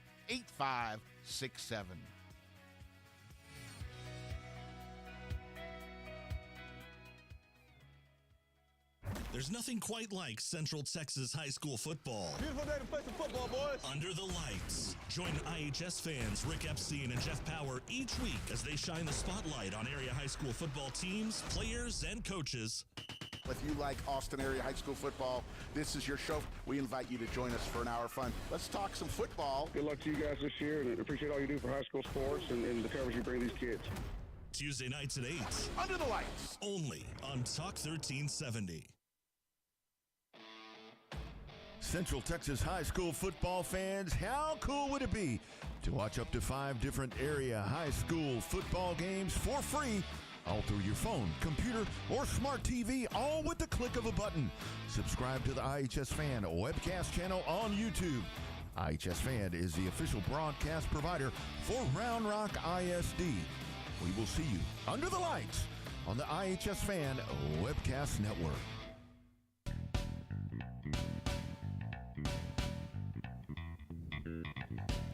Back at Dragon Stadium, about 2.5 minutes here to go before the second half starts. One more text just came in. It says, take the quick dub, Round Rock, and shout out to T-Bone Anderson for being one of the boys. I don't know T-Bone Anderson, but thanks, T-Bone, for being one of the boys. And the boys have gotten it back here, you know, a little bit closer here towards the end of that second quarter with a 14-7 score, Vista Ridge, but Round Rock going to take the second half kick. Just had a visit with Bob Brinkman, and we do have some halftime stats that I'll bring here for you, folks. Pulling them up. In that first half, Vista Ridge had 6 first downs. They had 13 rushes for 103 yards, a terrific average on their part. 5 of 9 passing with 1 touchdown for 71 yards. They had 2 fumbles, lost 1 right there before the end of the half. They had 3 of 6 third down conversions. They had 1 of 1 fourth down conversions on that terrific fake punt that got them another touchdown. 2 punts for 37 yards. They had 1 sack for 6 yards, 2 penalties for 10 yards.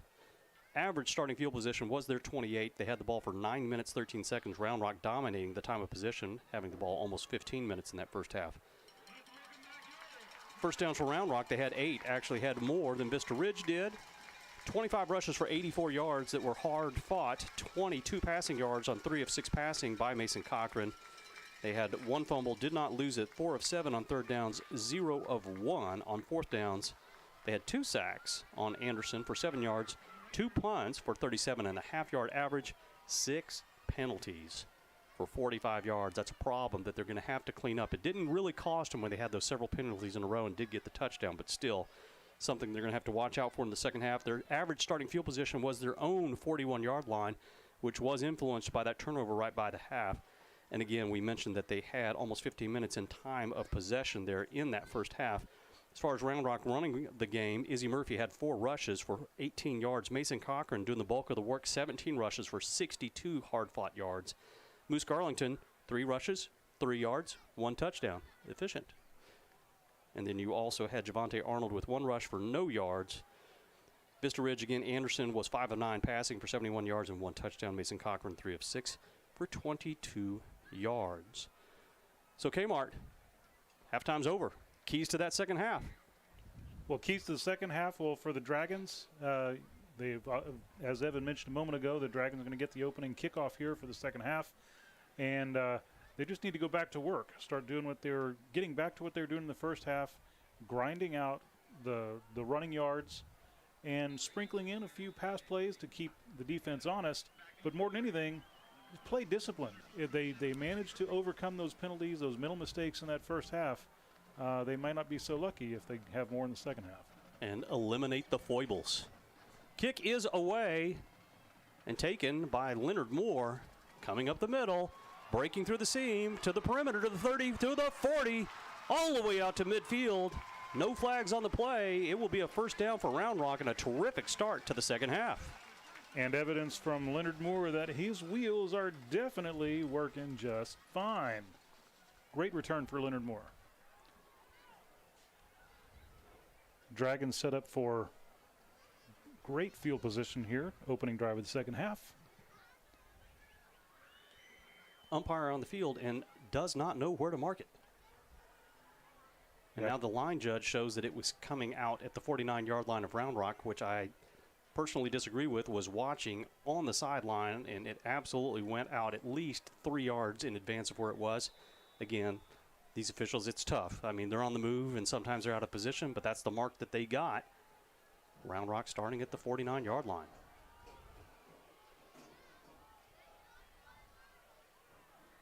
Ball is handed off up the left side. And my goodness gracious, Murphy almost broke that for a long gainer, but a first down, 10 yards on the run.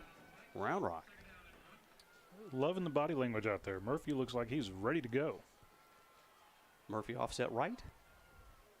Cochran keeping the ball, throwing it deep down the sideline perimeter. A little bit of pushing, but incomplete, overthrown out of bounds, second down. Yeah, I think that last comment there is the key bit. It was overthrown out of bounds. Just not catchable. Yep. Otherwise, the officials might have taken a different view of the pushing and shoving. Oh, and I took it back. It was not a first down. That was second down and 1. So my bad, folks. It is third down and 1. Round Rock seeing if they could get a good gainer there. So now Murphy offset left of Cochran. Ball kept by Cochran up the middle, but getting enough down to the 40-yard line for a first down after a scrum and a pile of Vista Ridge Rangers. It will be first down. Round Rock. Getting just enough yardage for the first down. Actually, the tackle there was by Grant Anderson, the quarterback. We talked earlier about him playing both ways. He plays linebacker on defense.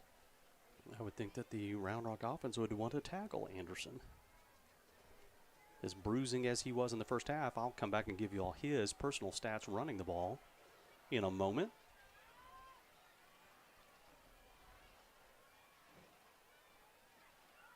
Cochran getting pressured, rolling out to the right side, cutting back in and inside the 40, and now down to the 30-yard line.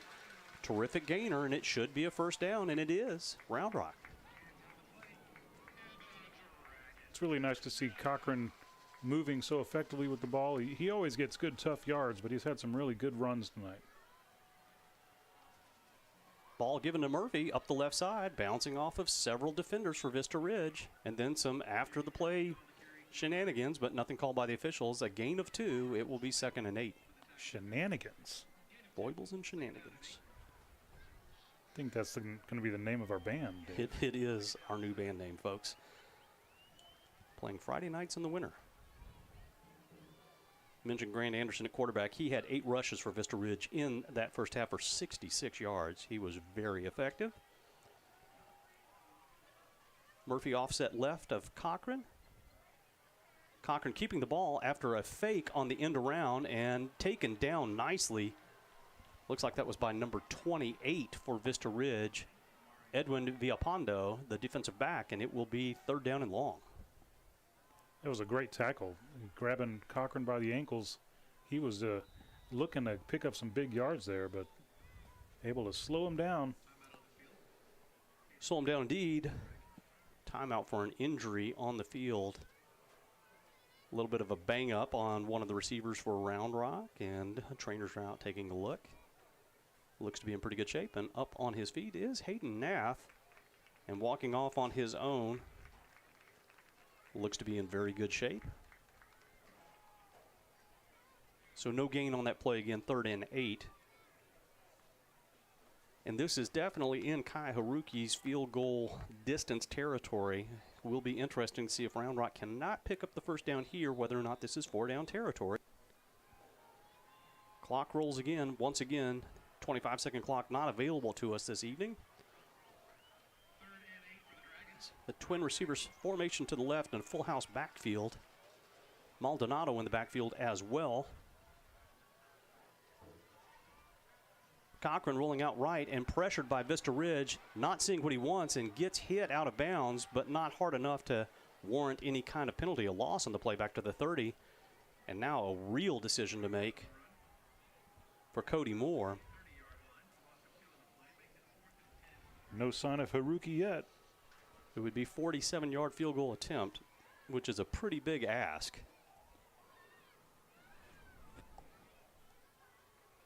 And punting the ball, you likely put it in the end zone, so you're only gaining 10 yards. So you may as well just try to go for it. So a spread formation set. I would not be surprised by Cochran running the ball up the middle here. He's done it before. Pressure coming. Cochran in the seam, and now running the ball, just like we said. Breaks to the right side, to the 15, 10, 5, touchdown Dragons. Just like you drew it up, Dave. Cochran bursting through a seam right up the middle, cutting outside. The defenders were nowhere close because they were all covering receivers, and he was able to take it home for the touchdown. Funny, you would think we've watched Round Rock football before. Just a few times. We've been watching Mason Cochran for 3 years.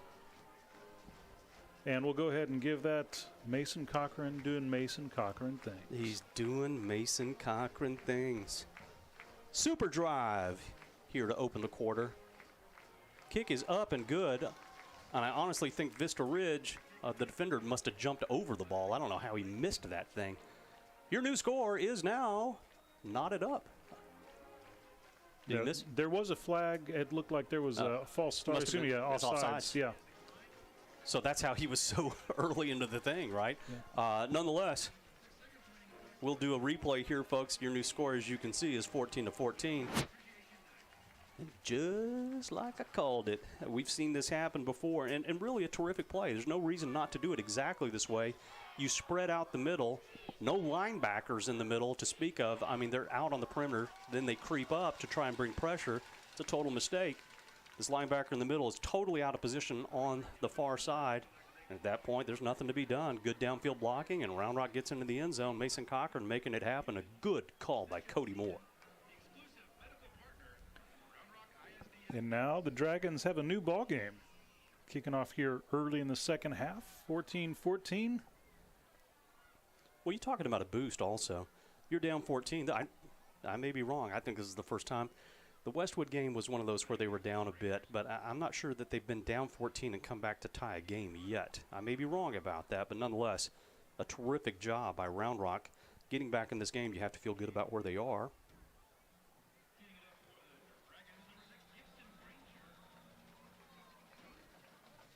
Gibson Granger doing the kick duties in the district. McNeil now up 24-0 on Cedar Ridge in the second half, in the third quarter. Westwood still down to Vandergrift, now just starting the third quarter. That scored 10-0, low scoring. Kick is away, taken at the 2-yard line by Vista Ridge. And a good job by Round Rock, bringing it down at about the 22-yard line. And the one remaining score here in the district is the Manor Mustangs 7 and Stony Point 6. One thing about that Westwood and Vandergrift game, you know, if there's any offense in the district that I would want to put up against Vandergrift to see some points happen, it would be Westwood. I mean, with Damani Stewart and that offense, they're capable of putting points up, but nobody all season has been able to score on Vandergrift. Amazing. They're going to be an interesting team to watch in the playoffs. One text in, Mason being Mason. That's from Grandma and Grandpa Cochran in Klein, Texas. Thank you guys for being with us all season. We've loved Mason and we loved watching him this season. Ball is snapped to Anderson, going out to the right side, short side, and Round Rock having none of it. That's going to be a loss on the play of at least one or two. And they're definitely spying him and not letting him get out to the perimeter. A few more texts in. It says, go Round Rock and Dylan Best, number 16. They're watching live from Austin, just down the road. That's from his Mimi. Thank you for that, Mimi. And one more says, a shout out to Henry. It's his birthday. He has a broken leg. Well, I don't know who Henry is. Give us some more details there. Text into us and we'll give a more detailed description of it, but hopefully he's doing okay. Clock rolling at just inside 8 minutes and 30 seconds here in the third quarter. Second down.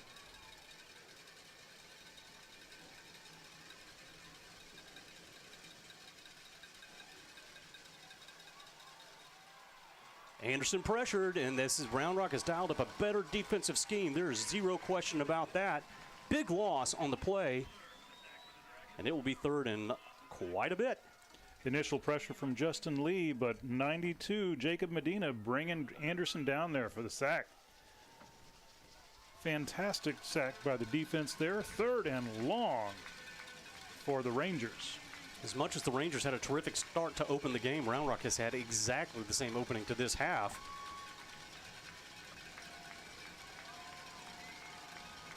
Triple receiver set on the left side. Anderson has the ball looking left side, looking and throwing the ball deep over the middle, double covered, and it is knocked down, incomplete.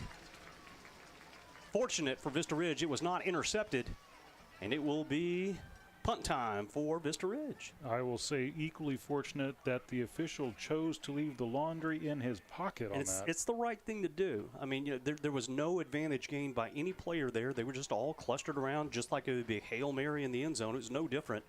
The right call by the official to stay out of it. Round Rock with a terrific 3 and out here to start this second half. Leonard Moore setting up to receive the punt in Vista Ridge territory at this point.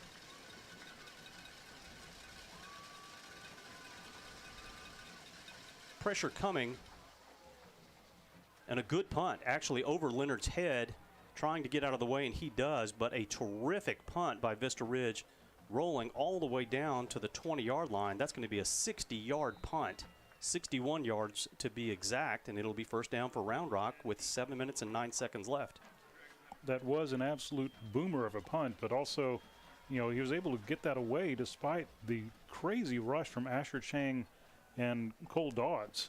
Between the two of them, it looked like one was going to get a hand on that ball, but he got that ball away, and what a fantastic kick and flipping the field for the Rangers. Well, exactly what the Rangers needed here to try and get a little momentum of their own and see if they can make Round Rock have to go on a long drive. We got more details on Henry and his birthday and his broken leg. Apparently car accident and a little bit of a T-bone, but sounds like he's doing okay, and hopefully he's getting better.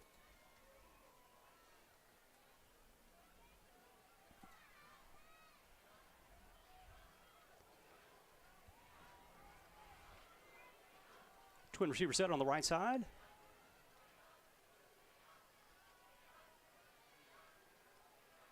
Cochran giving the ball off to Murphy up the left side, and he is just grinding yards, getting out to the 25-yard line, so a gain of 4.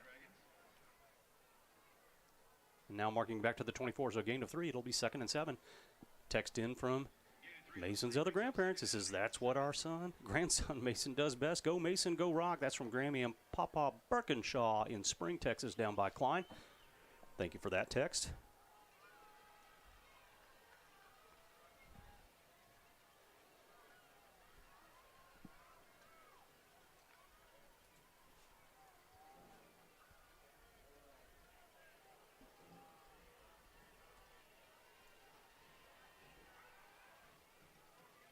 Cochran keeping the ball left side, pressured heavily. A nice throw, but over the head of the intended receiver. Incomplete. That was for Javante Arnold, I believe. And it will be 3rd down and 7. I believe you're right, Dave. Javante Arnold, the intended receiver, just over his outstretched arms. I have one more text in here. A little confusing, but I'm going to give it anyway. It says, Hen Pup the 4th is disabled in a wheelchair. His dream is to get shouted out on live TV. Well, there's your shout out. Love more details behind that. Round Rock with a big 3rd down right now. Clock at 6:16 remaining here in the 3rd period. Cochran rolling out here to the right side. Pressure coming and throwing the ball over the middle and in tight coverage. And a good job on the defense intended for Andrew Moyer, incomplete, and it will be a 3-and-out for Round Rock. Andrew Moyer went up for that ball and pretty much knew he was going to get hit, as he did. Just not able to bring it down. Dragons 3-and-out and a quick punt. So not exactly what they wanted to do there on this possession. Well, Vista Ridge with a terrific punt may get a field flip opportunity right here. So again, special teams matter. We know that, and a good job by their special teams. Good snap, good pressure coming by Vista Ridge. A wobbler of a punt coming, and it hits at the 50-yard line and rolls down to about the 43-yard line is where the mark will be. So Vista Ridge getting in the upper hand by about 20 yards in the trade-off of punts. 6 minutes remaining in the half, and Vista Ridge takes over.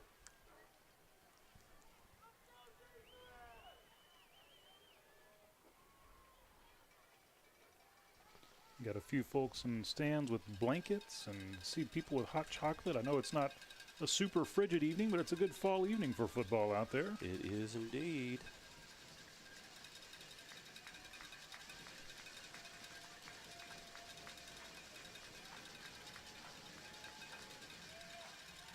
Anderson handing the ball off the left side. And a gainer right out to midfield. A gain of about 6 yards. It'll be 2nd and 4 for the Rangers. Good run by Jackson there. Just cutting through a hole on the left side. Getting upfield, quick yards.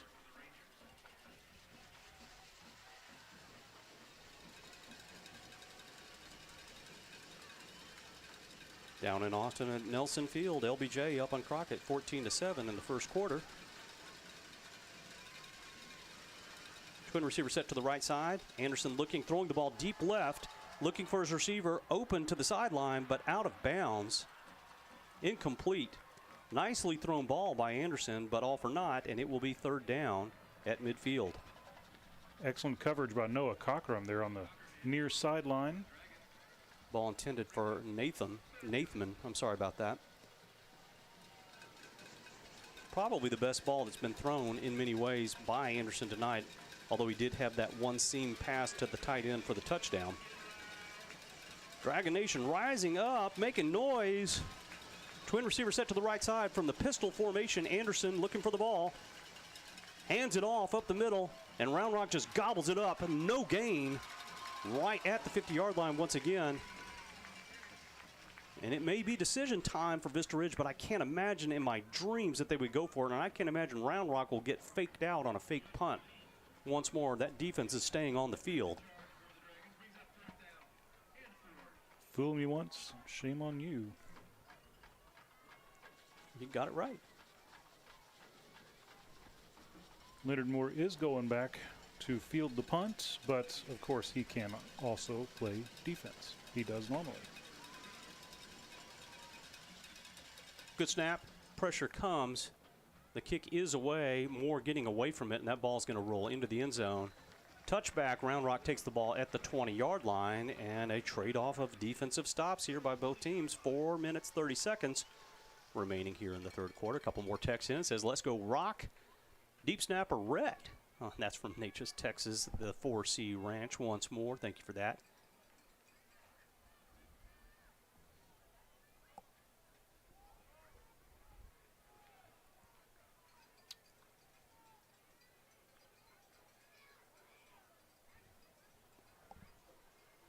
So we'll see if the Dragons can dial something up here.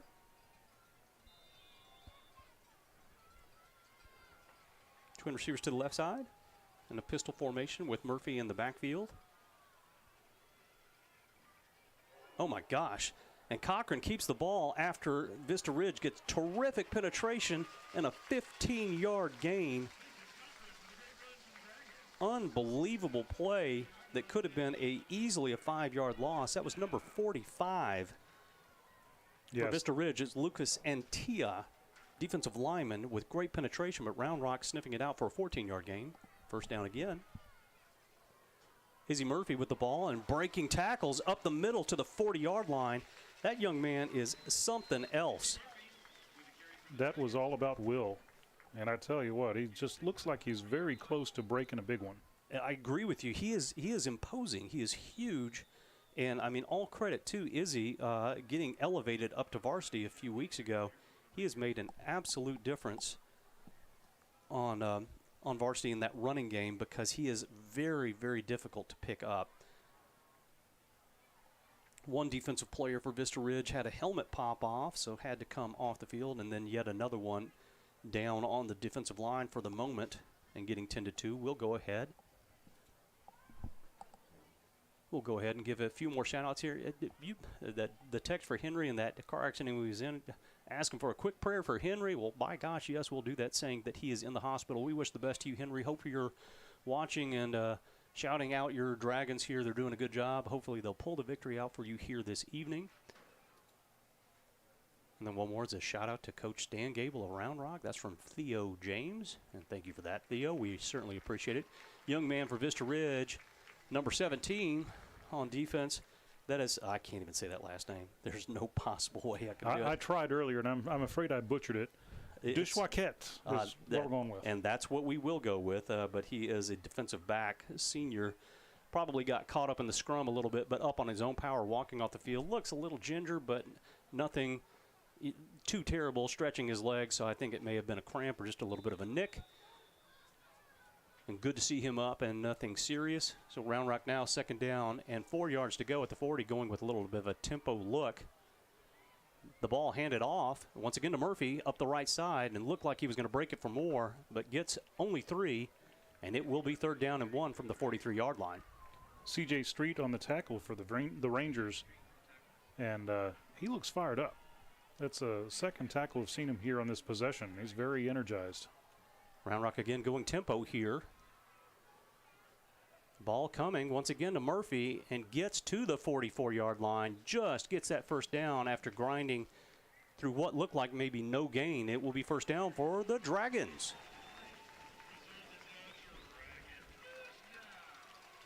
The linesman very gingerly looking around that line to see if he got enough for the first down, but they did motion the chain gang forward.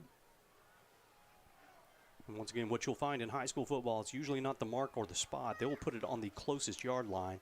So the 44, it is pistol formation. Izzy Murphy in the backfield still, and now offset left of Cochran. Cochran keeping the ball left side. Here he goes, folks, into Vista Ridge territory inside the 40. Big gainer of about 15 yards, but they say the ball may have popped out and did it. And the side judge is marking that it was indeed a fumble, and it is turned over to the Rangers. Really tough break there for the Dragons as the ball popped out while Cochran was going down on the tackle. Cochran's making his case to the referee, but referee's not in position to make that call. The officials that are closest to it are the ones that have to make a call, and the call is made. So after Round Rock really getting something going and having Vista on their heels, they get the fortunate turnover.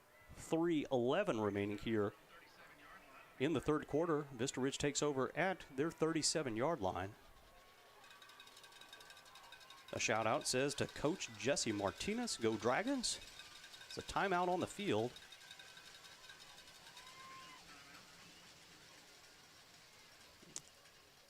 Timeout on the field for one of the officials who appears to be checking out of the ballgame.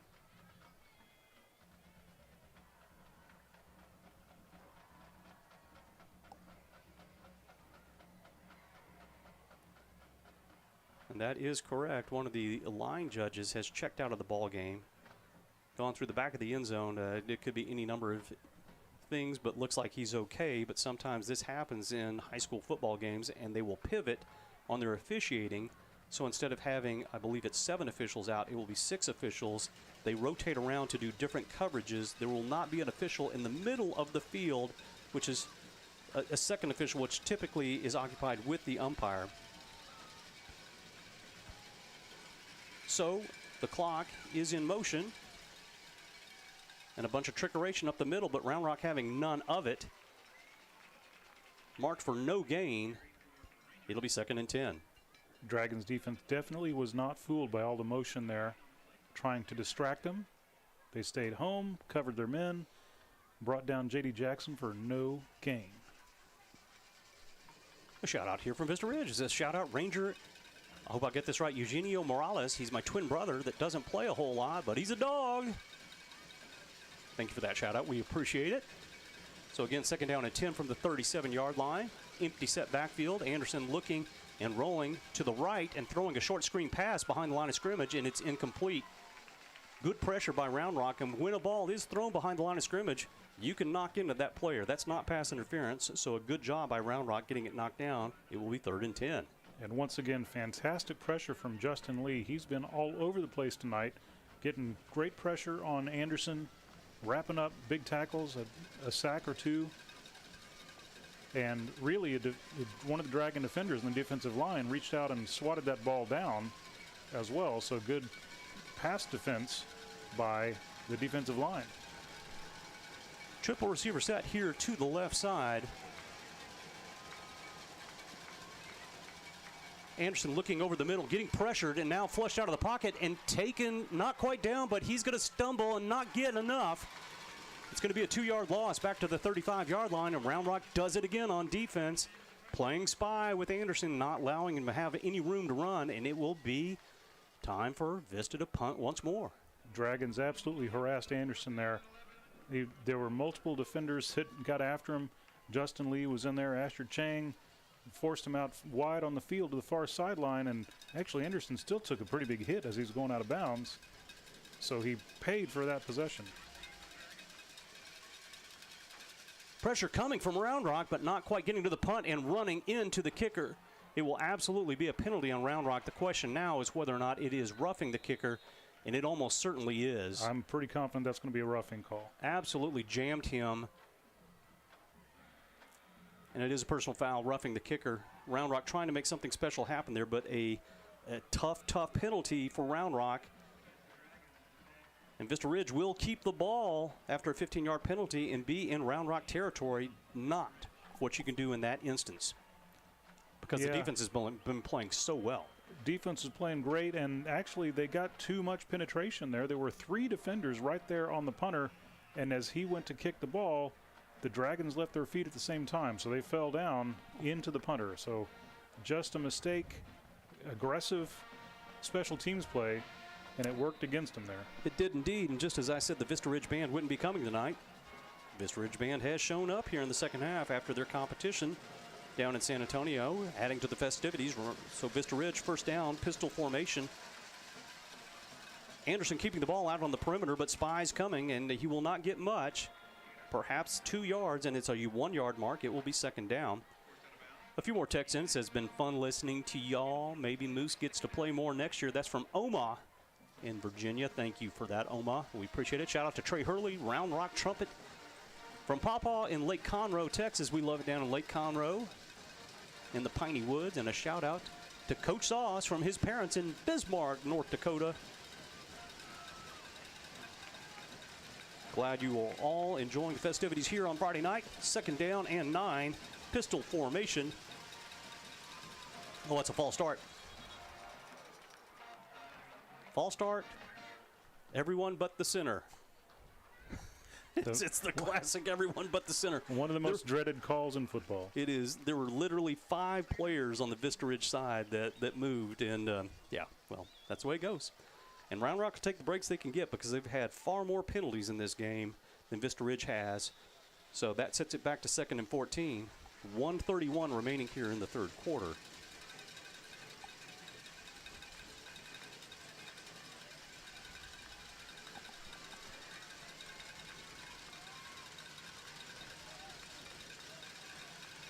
Twin receiver set on the left side. And now Anderson rolling out to the left side, has a blocker in front of him, looking to pass, and does, and nicely done. and keeps the ball and possesses it, and that's going to be a Vista Ridge first down to the 38-37-yard line. Good job by Vista Ridge. Jake Pando on the reception, tackled by Aiden Walker here on the near sideline. That was a good pass, right on target. Pando was pretty much the only guy that was going to get his hands on it. Good blocking as well by J.D. Jackson in the backfield, keeping the defender off of Anderson. Late time to pass. Late in the third quarter at Monroe Stadium over in northwest Austin, Vandegrift up on Westwood 24-0. Twin receiver set on the right side. Anderson looking left middle, now throwing a deep ball and caught. No, dropped. A good job by the double coverage, but a perfectly thrown ball and just knocked away. It looked like it was a combination, if I'm not mistaken. It was definitely number 14, Hank Oppel, and I did not get the other player that was in on the defense. Noah Cochran was the other defensive back there. Good job getting it stopped. Ball again is marked at the 37-yard line, so this is 4-down territory. As that ball was getting into the receiver's hands, I was thinking, oh my goodness, not again. But defenders knocked away. Good work.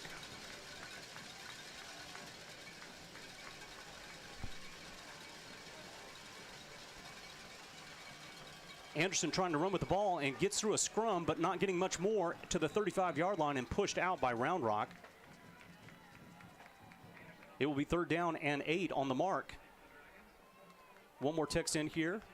This is like a shout out for Sean Anderson for always being the best version of himself. Happy to give that shout out to your friend. So 3rd down and 8. Clock stopped at 1:11. And a big play for Round Rock to try and get a negative play if they can. Coaches and players raising their arms. Dragon Nation coming to life. Twin receiver set on both sides. Anderson on the fake zone read and now pressing out to the right side, trying to see if he can get something, throwing the ball deep, and it is caught.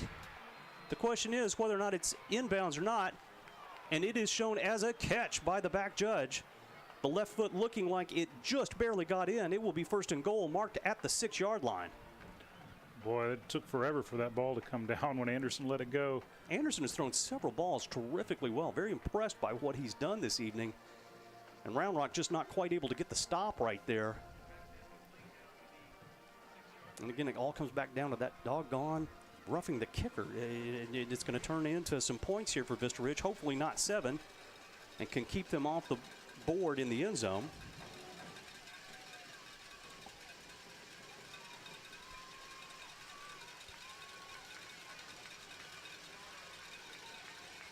Vista Ridge coming out onto the field and calling for a timeout. Their first timeout called here. 1:01 remaining here in the third quarter. Whew, it's been a barn burner. A low scoring game, but competitive. A lot of spirit here, no question about it. McNeil also the other score of some relevance here in the district. McNeil now up 31-0 on Cedar Ridge in the third quarter. So McNeil is going to make their way into the playoffs, no question about that. And then it looks like it is going to be Vandegrift and then the two teams you're looking at on the field right now. If I've done my math correctly with the abacus, Kmart. Oh, man, we need an abacus, all 10 fingers and all 10 toes. And this is certainly with the number of scenarios, there's so many that they go different one way or the other.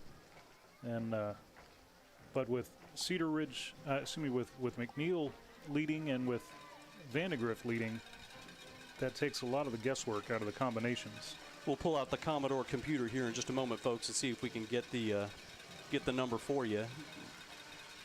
So 1st down again and goal marked at the 6. A pistol formation set. Ball is handed off in the seam up the right side and into the end zone. That's number 4 for Vista Ridge.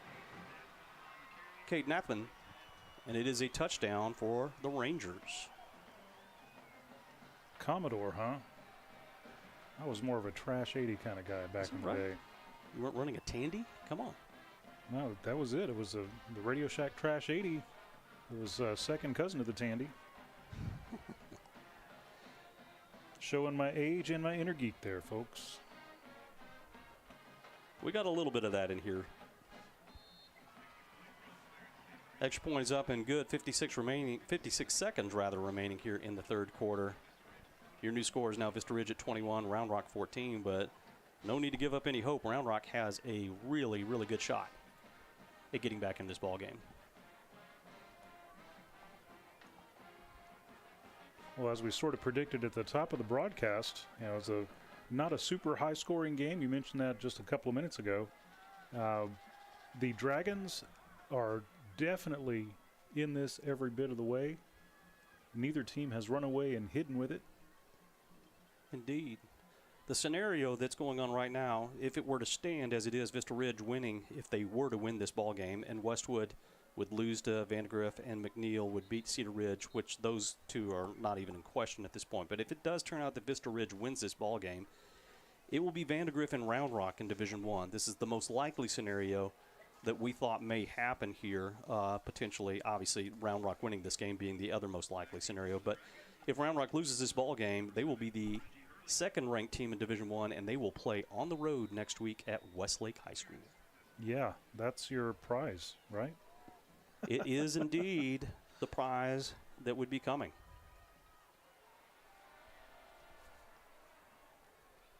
Ball dropped right at the goal line.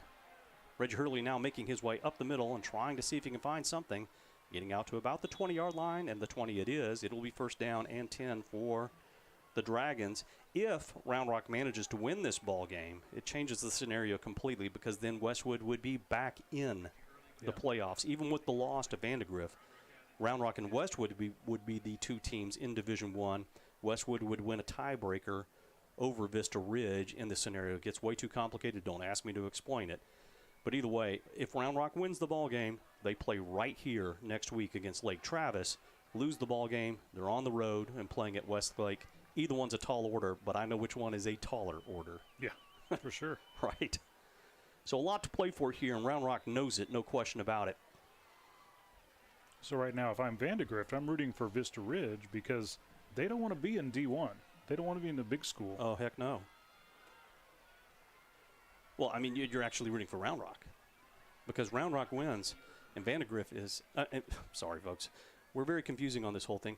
If Round Rock wins this ball game, Vista Ridge is out. They're playing for their playoff lives right now. Right. Because of the scenario, right? So Vista Ridge is playing to get in the playoffs. Round Rock is playing to figure out where they're playing next week. And my point was about Vandegrift and their seeding. Depending on who wins this game, that determines whether they're big school or small school. Indeed. So second down and 7 is the mark from the 23. Ball is given to Murphy up the left side and just gets about a yard, nothing more. 5 seconds, 4, 3, and that'll run out the clock here on the third quarter with Round Rock having third down and about 6 to go as they will start the fourth quarter. Folks, we're going to take a quick commercial break. This is Round Rock ISD football presented by Covert Ford. I've always wanted an EV, but until I saw the sleek Ford Mach-E, I didn't know just how exhilarating it could be to drive one. The Mach-E is the perfect balance between power and utility. And with features like adaptive cruise control, in-dash entertainment screen, and lane monitoring, my daily commute to training is effortless. If you're looking to make the move to the Mach-E, visit Covert Ford in Austin, where you'll become part of the family. CovertFord.com. Bush's Chicken is a proud supporter of area schools, athletic programs, and booster clubs, with stores in Cedar Park, Round Rock, Georgetown, both North and South Austin, and our newest store serving Pflugerville and Hutto. Bush's serves the Texas standard in real hand-battered fried chicken and crispy tenders, tasty rolls, and that famous Bush's sweet tea. Bush's Chicken, proud supporter of area schools, athletic programs, and booster clubs. The Texas standard. Bush's Chicken. It's good, good, good.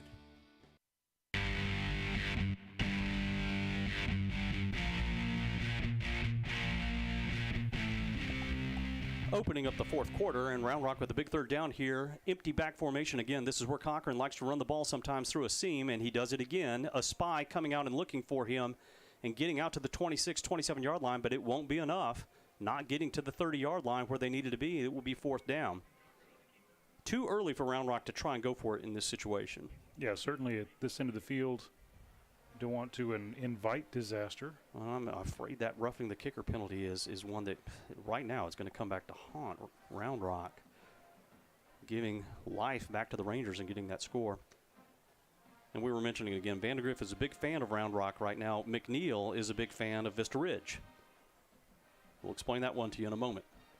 Good snap, pressure coming, kick is away. It's a little bit of a low-line drive and caught at the 40-yard line. And out in open field on the perimeter, and a good return by Vista Ridge into Round Rock territory at about the 47-yard line. It'll be 1st and 10 for the Rangers. If Vista Ridge wins this ball game, McNeil will be the top seed in Division II and will host a football game next week, I believe.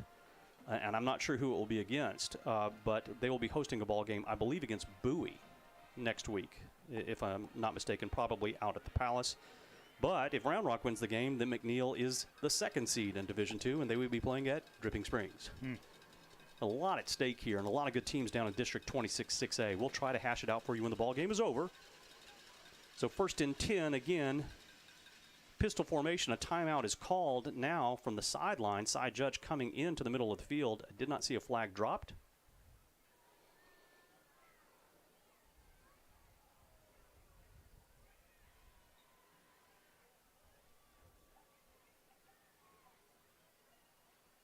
Perhaps something with the timing.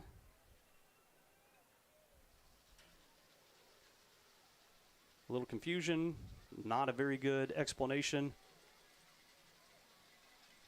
But I guess no harm, no foul. So again, it is 1st and 10. That ball marked at the 47 of Round Rock. Twin receiver formation to the right side.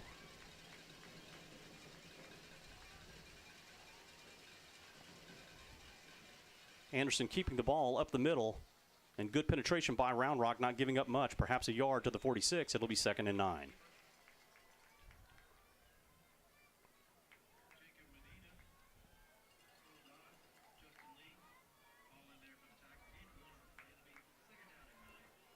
Clock just under 11 minutes here in this final period of the regular season. And really a terrific crowd here this evening. Good presence on the other side by Vista Ridge. Twin receiver set again on the right side. Anderson handing the ball off to Jackson up the middle and nothing doing. A 1-yard loss back to the original line of scrimmage. It will be 3rd down and 10. Jacob Chaveria for the defense making the tackle.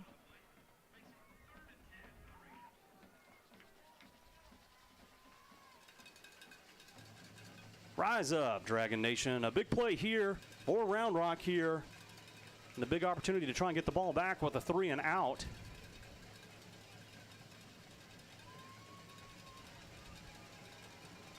Anderson has thrown a pretty good deep ball, and they're going with a triangle set here on the right side.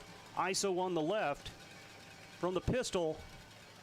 And looking up the middle, but getting pressured out into the backfield, and Anderson rolling out to the sideline and has some running room, but goes out of bounds. It looks to be right at about the 39-yard line. It will not be the 1st down mark. It is pretty close. And it may be. No, they mark it a yard short. So they do mark it at the 38, but this absolutely means that Vista likely to go for it in this situation. Clock stops at 9:32.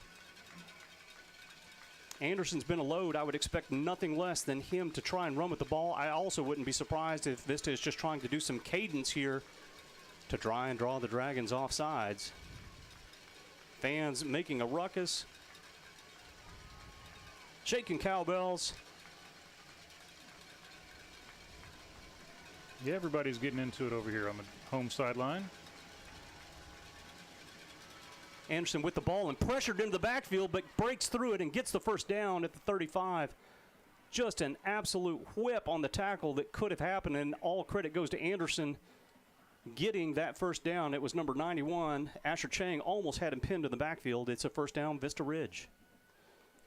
Just not able to wrap him up and bring him down. Evaded that first tackler. Was able to get enough yards. They had it dialed up the right way. It just, you give Anderson credit. He just evaded the tackle. It's a lot the way that Mason Cochran plays the game. Clock now at 9 minutes and rolling. And Vista Ridge will gladly take all the time they want. Ball marked at the 35-yard line, 1st and 10.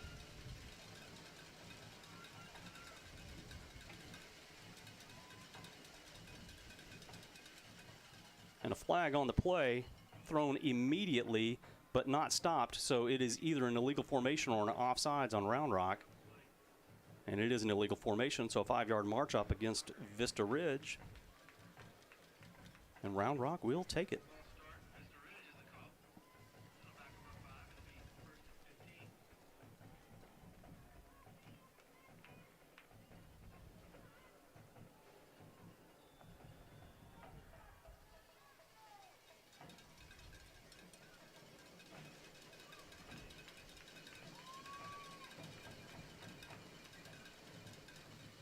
Interesting that on a penalty, another 40 seconds gets to run off of the clock, right?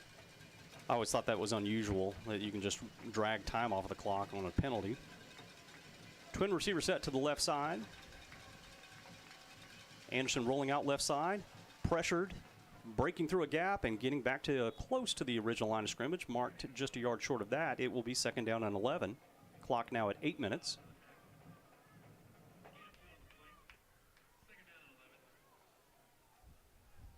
Of course, the Rangers not in any particular hurry to make this stuff happen. I'm sure they want points, but just as much they want to wind down the clock as much as they can.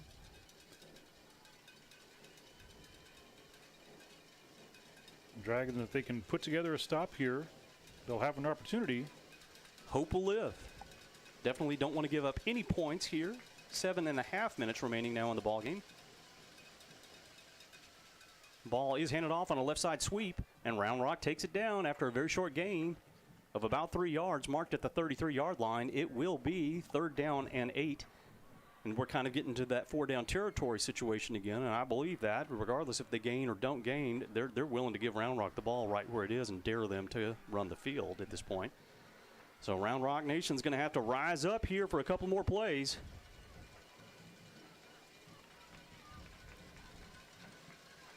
Fans on their feet. The twin receiver set to the right side, and not expecting this ball to be thrown in the air. Ball's handed off up the middle and gobbled up by Round Rock. Asher Chang in part of the tackle. A loss of 2 on the play back to the 35. It'll be 4th down. Decision time now for Vista Ridge, and would not be surprised by a little short pooch punt. Clock now just inside of 6.5 minutes. So Asher Chang there on that play, he had just come in. He had been out for a couple of plays getting some rest. The coaches just brought him in on that play, and then he made the big stop there to bring up 4th and long. Vista Ridge appears to be talking to the officials again. They're having to keep time on the field, and we'll call a timeout here. Again, we don't know how much time is remaining on the play clock itself.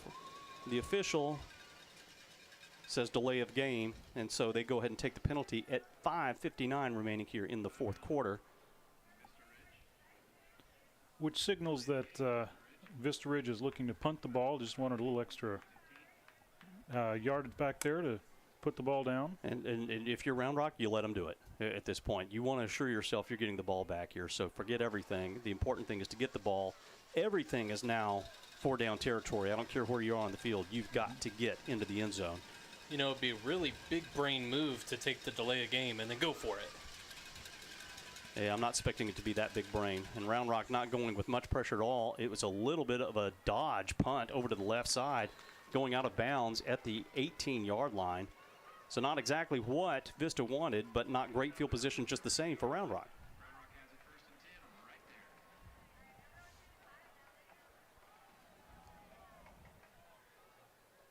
With that low line drive punt, it could have kicked down into the end zone, but that would have been a touchback and come out to the 20. We'll put up that text line one more time, folks. We would love to hear Dragon Nation shout them on. Do shout out to your favorite Dragons. Let us know who you are, where you're from, as we wrap up the regular season here on the iHSFAN Webcast Network. and we'll shout you out. Round Rock 1st and 10. Ball marked officially at the 17-yard line. Twin receiver set to the left side. Now an empty backfield set. Cochran rolling out to the right side, seeing if he can get something going. He breaks up the middle all the way to the 27, 28-yard line. It's a first down for Round Rock, and they have something going. As folks could see there on the video, for a split second, looked like you might break that tackle and be off to the races. I thought it was happening. Cochran handing the ball off up the middle, and that's given to Murphy, and he bounces off of several Vista Ridge Rangers, but not gaining much. A 1-yard gain to the 29. It will be second down.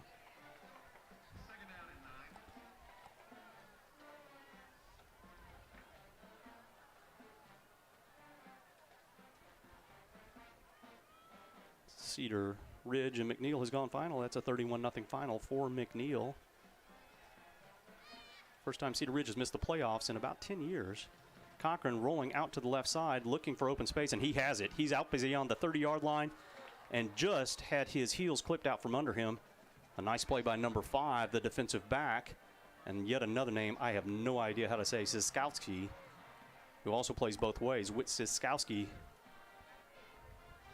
And it looks like it's a first down on the mark. Didn't think that he'd quite made it there, but first down for the Dragons. Just under 5 minutes remaining here in the ball game. I believe that's Mike Wazowski. We have a text in. Lake Travis rooting for the Dragons. Looking for those formulas. A shout out for McNeil. First time making the playoffs since 2004. Congratulations to the Mavericks. Oh, ball is in the air. My gosh, I can't believe we got it back. Scary, scary looking play there for Round Rock. And a loss of about 2 yards, but could have been far more disastrous for the Dragons on that sweep play. Can only assume there was just a little bit of a juggle on the handoff between Cochran and Arnold there. And boy, as it popped up, it was a good foot or two in the air. It looked like it was certainly anyone's ball, but Arnold came down with it. Just over 4 minutes remaining in the ball game. A shout out from Hayden Ass Uncle. We've had several texts from you, Shane Armbrister in League City, Texas. We appreciate it and your insight on everything. It's been a pleasure hearing from you. Go Rock from Big Walkman. Second down and 13 from the 35-yard line. Ball is handed off right up the middle and just nothing doing. Vista Ridge gobbling that up after a very short gain on 2nd and 13. It'll be third down. Clock rolling at 3:45. A few more shout-outs here. Way to go, Dragon defense and Coach Carr. That's from Caldwell. And a shout-out to Coach Pugh. Thank you for that. Well, here on 3rd and long, the Dragons are going to have to be a little bit more aggressive, I think. With only 3.5 minutes to go, they need to make something happen on this possession. They do have all of their timeouts. We will see if that has to come into play. Triple receiver set to the left side. Murphy offset to the left as well. Cochran pressured, coming and taken down in the backfield on a huge 10-yard loss by Vista Ridge. Caden Dees once again from the defensive line. He's been all over the field for the Rangers defense. And they're sort of pushing the boundaries on what the officials might be willing to allow for celebration there, but still, it's a good defensive play by the Rangers there, and the Dragons, unfortunately, on 4th and forever, are going to have to punt and hope they can get the ball back. Clock rolling at 2:40. Again, Round Rock with all of their timeouts available, but they will have to get a 3-and-out here and use their timeouts and hope for the best. Pressure comes, and a good punt by Round Rock all the way over the receiver and inside the 10-yard line. The best special teams play of the game so far for Round Rock. That punt going 55 yards and being marked dead at the 9-yard line. 2:23 remaining in the ball game, and Round Rock will have an opportunity here. A few more shout-outs here. Go Rock Band. Saying good luck tomorrow in San Antonio. You are luminous. That's from the Dragon Band Boosters. Thank you for that. And a shout-out on the Salute to Soldiers night for the whole Round Rock community. We would like to thank those that have and are currently serving. Thank you once again for that. And, thank you, Shane, for that, saying you guys are great. Y'all comment a great game. We are knuckleheads and do the best that we can, and we love doing it for all of you guys. It's been our pleasure. So first down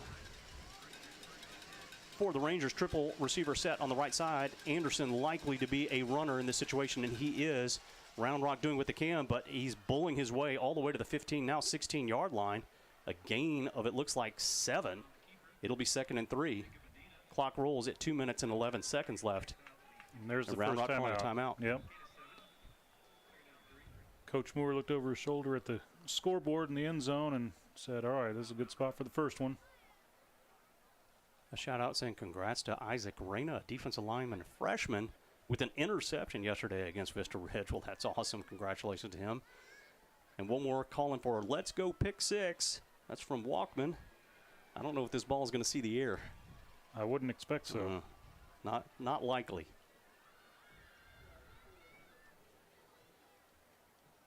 Well, you know, it's just like I was saying, Anderson's going to run this ball. I don't see any equation that says that he won't run it 2 more times at this point. And then the clock is really working against you. So Round Rock is going to have to rise up here on defense and call something special and absolutely stop the gap. Cannot give up another yard here on this play, or Vista Ridge may be able to eke out the win. Dragon Nation again trying to rise up and inspire this defense.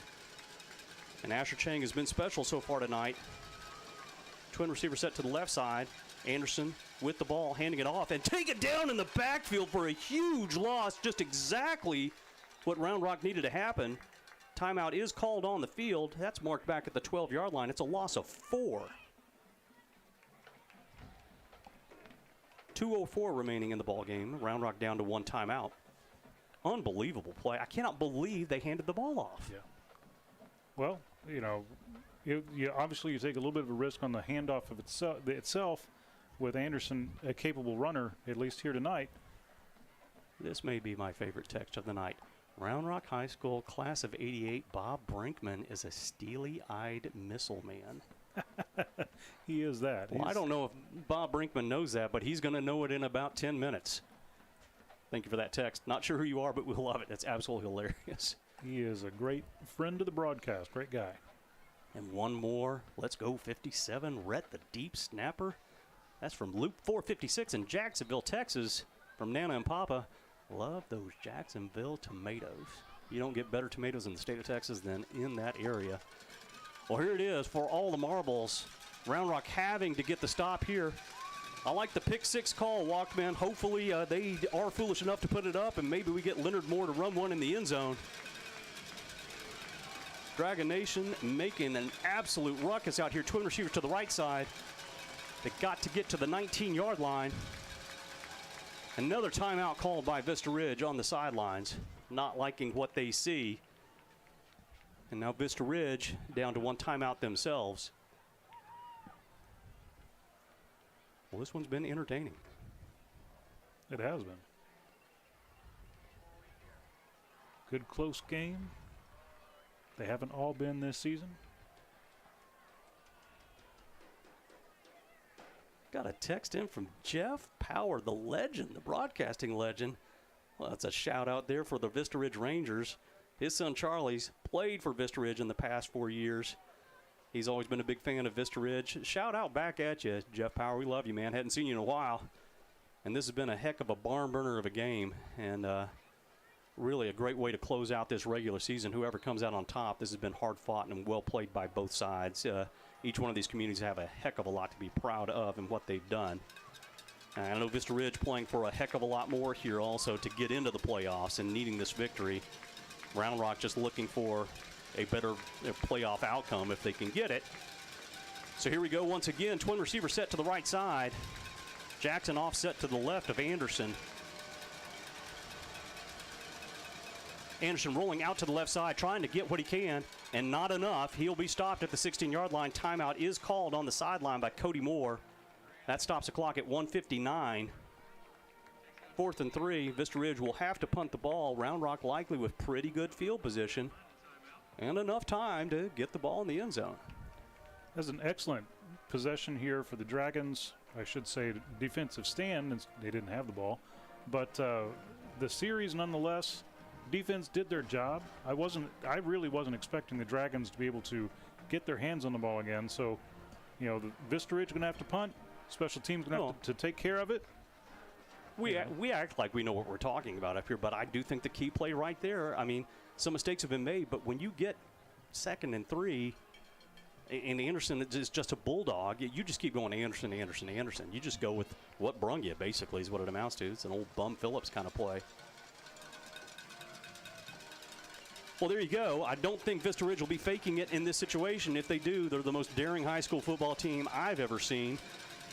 Leonard Moore setting up right at midfield for the punt. There's been one punt already by Vista Ridge that went 60 yards. Round Rock just setting up for the return, and it's a low one and short, but rolling right again to about midfield to the 48-yard line. It is stopped. 1:48 remaining, and Round Rock with 52 yards to pay dirt to see if they can tie this up or perhaps get a 2-point conversion and win it. And I'm sure a whole lot of folks in the stands were eyeing that snap and, hoping it might go past the punter into the end zone, get a little safety, something crazy. But the Rangers took care of business there on the punt. And while the Dragons do have a short field, they do have work to do to get to the end zone. Interesting that the ball was marked at the 50. I didn't see anybody touch that thing. Well, 2-yard advantage to Round Rock. High school football, folks. Gotta love it. So Round Rock with the tall order here, and Vista Ridge defense has played very well this ball game. Twin receiver set left side. And now Moose Garlington set to the right side of Mason Cochran. Looking downfield for a pass play. Mason throwing the ball deep. Had a receiver, Hayden Nath, but just off the fingertips. And it's incomplete. I take that back. It's Leonard Moore. It was Leonard Moore. He's had a couple of touchdown catches this season. Just not able to haul that one in. Ball thrown just a little bit deeper. He has that ball. A good attempt there by Mason Cochran. Had pressure coming and just probably couldn't quite get his feet under him to leverage that ball as deep as he wanted. 2nd and 10, twin receivers left side. And Garlington now offset left of Cochran. Cochran rolling out here to the left side, pressure coming, throwing the ball out on the perimeter, and that's caught by Aramuru. Ball marked at the 41-yard line. I believe short, and they did mark him. They marked it for the first down. Now they marked it back, but they already marked the first down up. I can't believe, and now the official's having to stop it. It's 1:23. The chain gang moved. There was confusion, and again, we're short one official here. One official actually had to come off the field. Not sure for what reason, but they marked it as a first down. Then they marked the ball back at the 41. Now they've marked it back at the 40. And here you go. So it is a first down. Clock now rolls. They reset the game clock back to 1:30, and now it is rolling again. First down, empty set backfield. Pressure coming. Mason Cochran rolling out on the right side, getting to the perimeter, seeing what he can get, getting out of bounds at about the 32-yard line. An 8-yard gain. Clock stops at 1:18. Round Rock has 2nd and 2. This is bonus activity here. This is a barn burner. I'm just enjoying watching this one.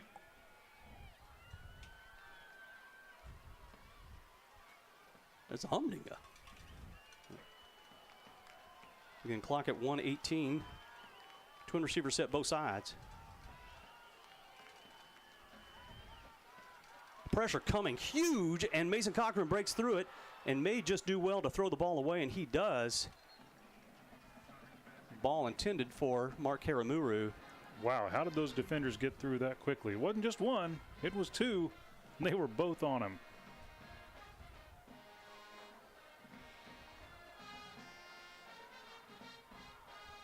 So now we have Leonard Moore coming in as a receiver, Moose Garlington back as a running back. I will say Round Rock substitutes with the best of them. Shuttling in, shuttling out. Trying to keep those players fresh. Round Rock needs to get moving here, make sure they don't get a delay of game. Again, they don't have that play clock up for them. Twin receiver set to the left side. Max protect in the backfield. Cochran looking and throwing the ball right side and gets enough for the first down. Down to about the 28-yard line. Clock will stop on the completion at 1:05. That was Leonard Moore on the reception. Ball snapped and grounded, 1:02 remaining. Chain gang not moving very efficiently there. They were a little bit slow on the step. So again, 1:02 remaining in the ball game. Round Rock trying to see if they can knot this game up.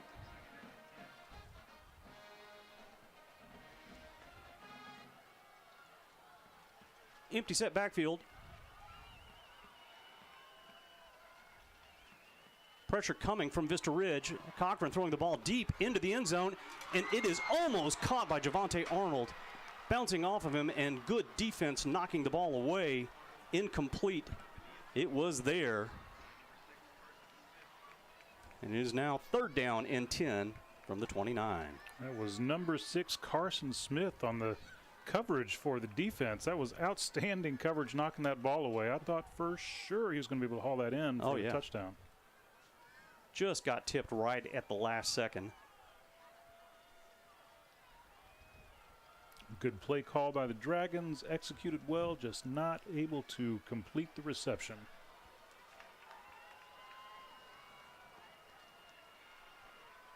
Twin receiver set left side. Cochran looking out left side. Pressure coming. Throwing the ball downfield, incomplete. That was to Hayden Nath. It's going to be a 1st down. Clock stops at 48 seconds. Round Rock going tempo. Clock now rolling again. 47, 46, 45. Empty set backfield. Cochran looking. Getting pressured. Throwing the ball and getting the ball downfield. And there is a receiver in the area. So there will be no grounding call. 35 seconds remain in the ball game. He threw that ball almost to Taylor. My goodness. He was not going to let that fall down inbounds anywhere. Definitely in Round Rock Donut territory.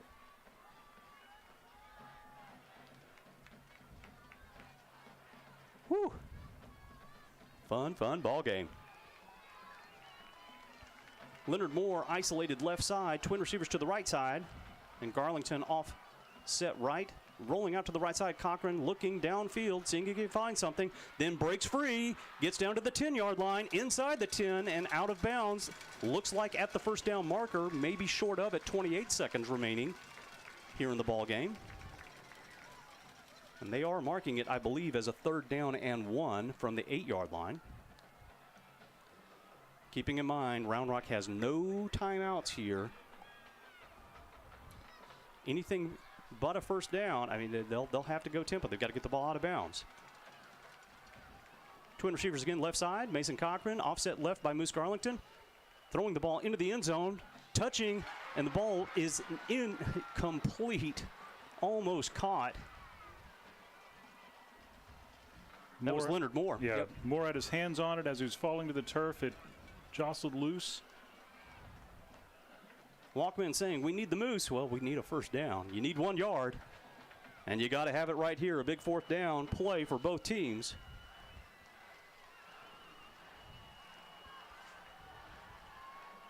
Izzy Murphy in the ball game. And the ball is kept by Mason Cochran, rolling around the outside and gets outside out of bounds inside the 5-yard line, marked at the 4, 18 seconds remaining. Woo! We are getting our money's worth tonight, aren't we?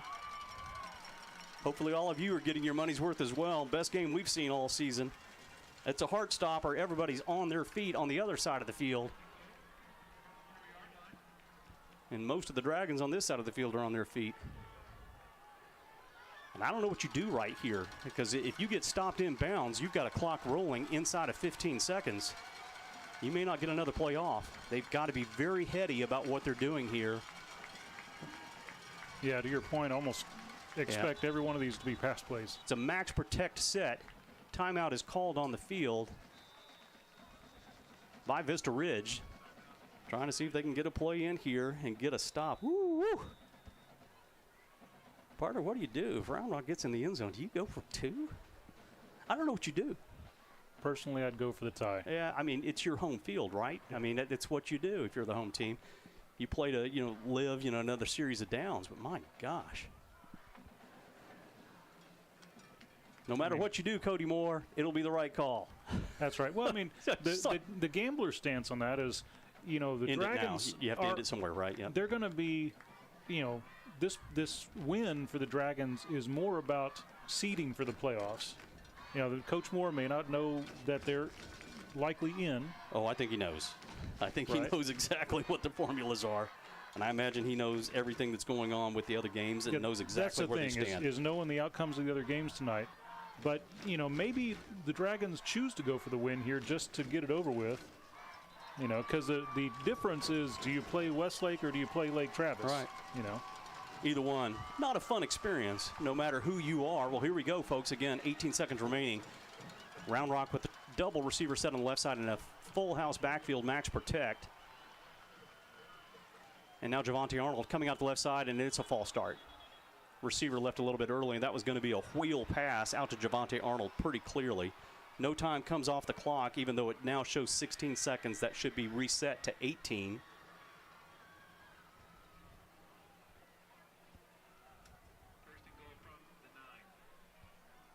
Again, the clock should be reset to 18. I think they're looking here on the scoreboard to see what they can do to get it to reset. And they have to do it. We're looking down here in the booth at the clock officials. Referee is holding play on the field to see them get this corrected. There it is. 18 it is.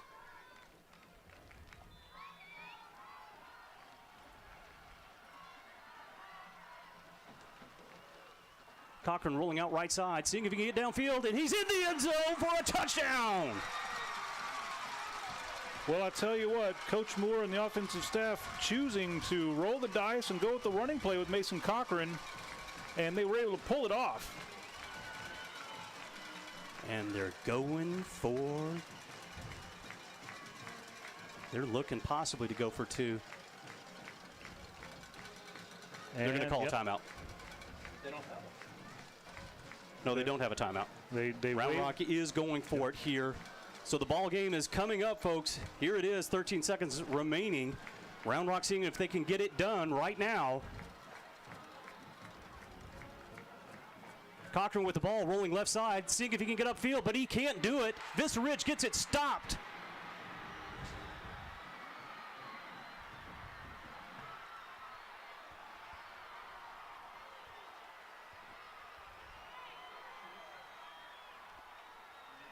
Cody Moore out on the field asking for unsportsmanlike conduct, asking for a flag. The officials just won't do it. They're not going to throw it tonight.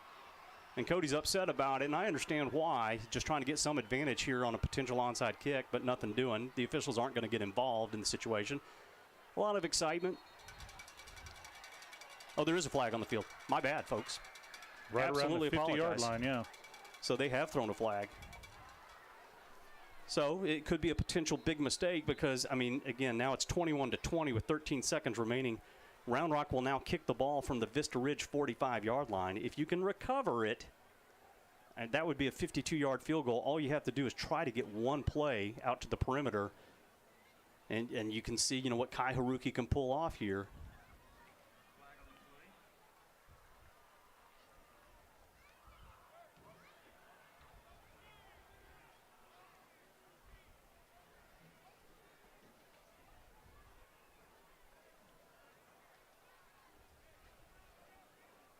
What an environment here. What a ball game. And again, it's not settled quite yet.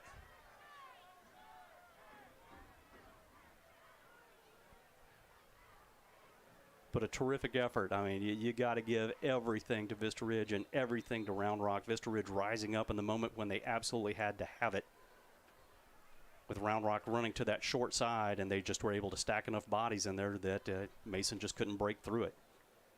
He's a magician, but that would be a real magic act to have pulled that off. So Round Rock, again, will kick the ball right here from the 45-yard line.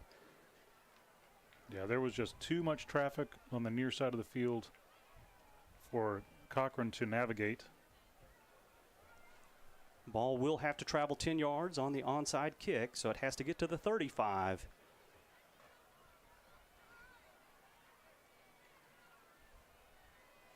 And from an officiating standpoint, this is one of the hardest things to call in football.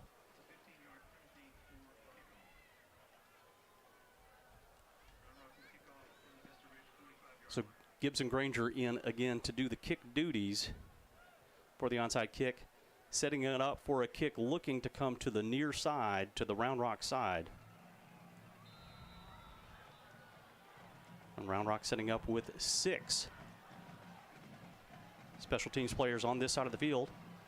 kick is away, bobs and bounces, and is in the air, but is going to go out of bounds. Almost perfectly done. Just a little too hard and far, going out of bounds, and I think Vista Ridge will just take the ball where it is and not make them re-kick it, right? I think you're right. And Vista Ridge, if they run up this last 13 seconds and get the win, they're in. They are indeed in to the playoffs.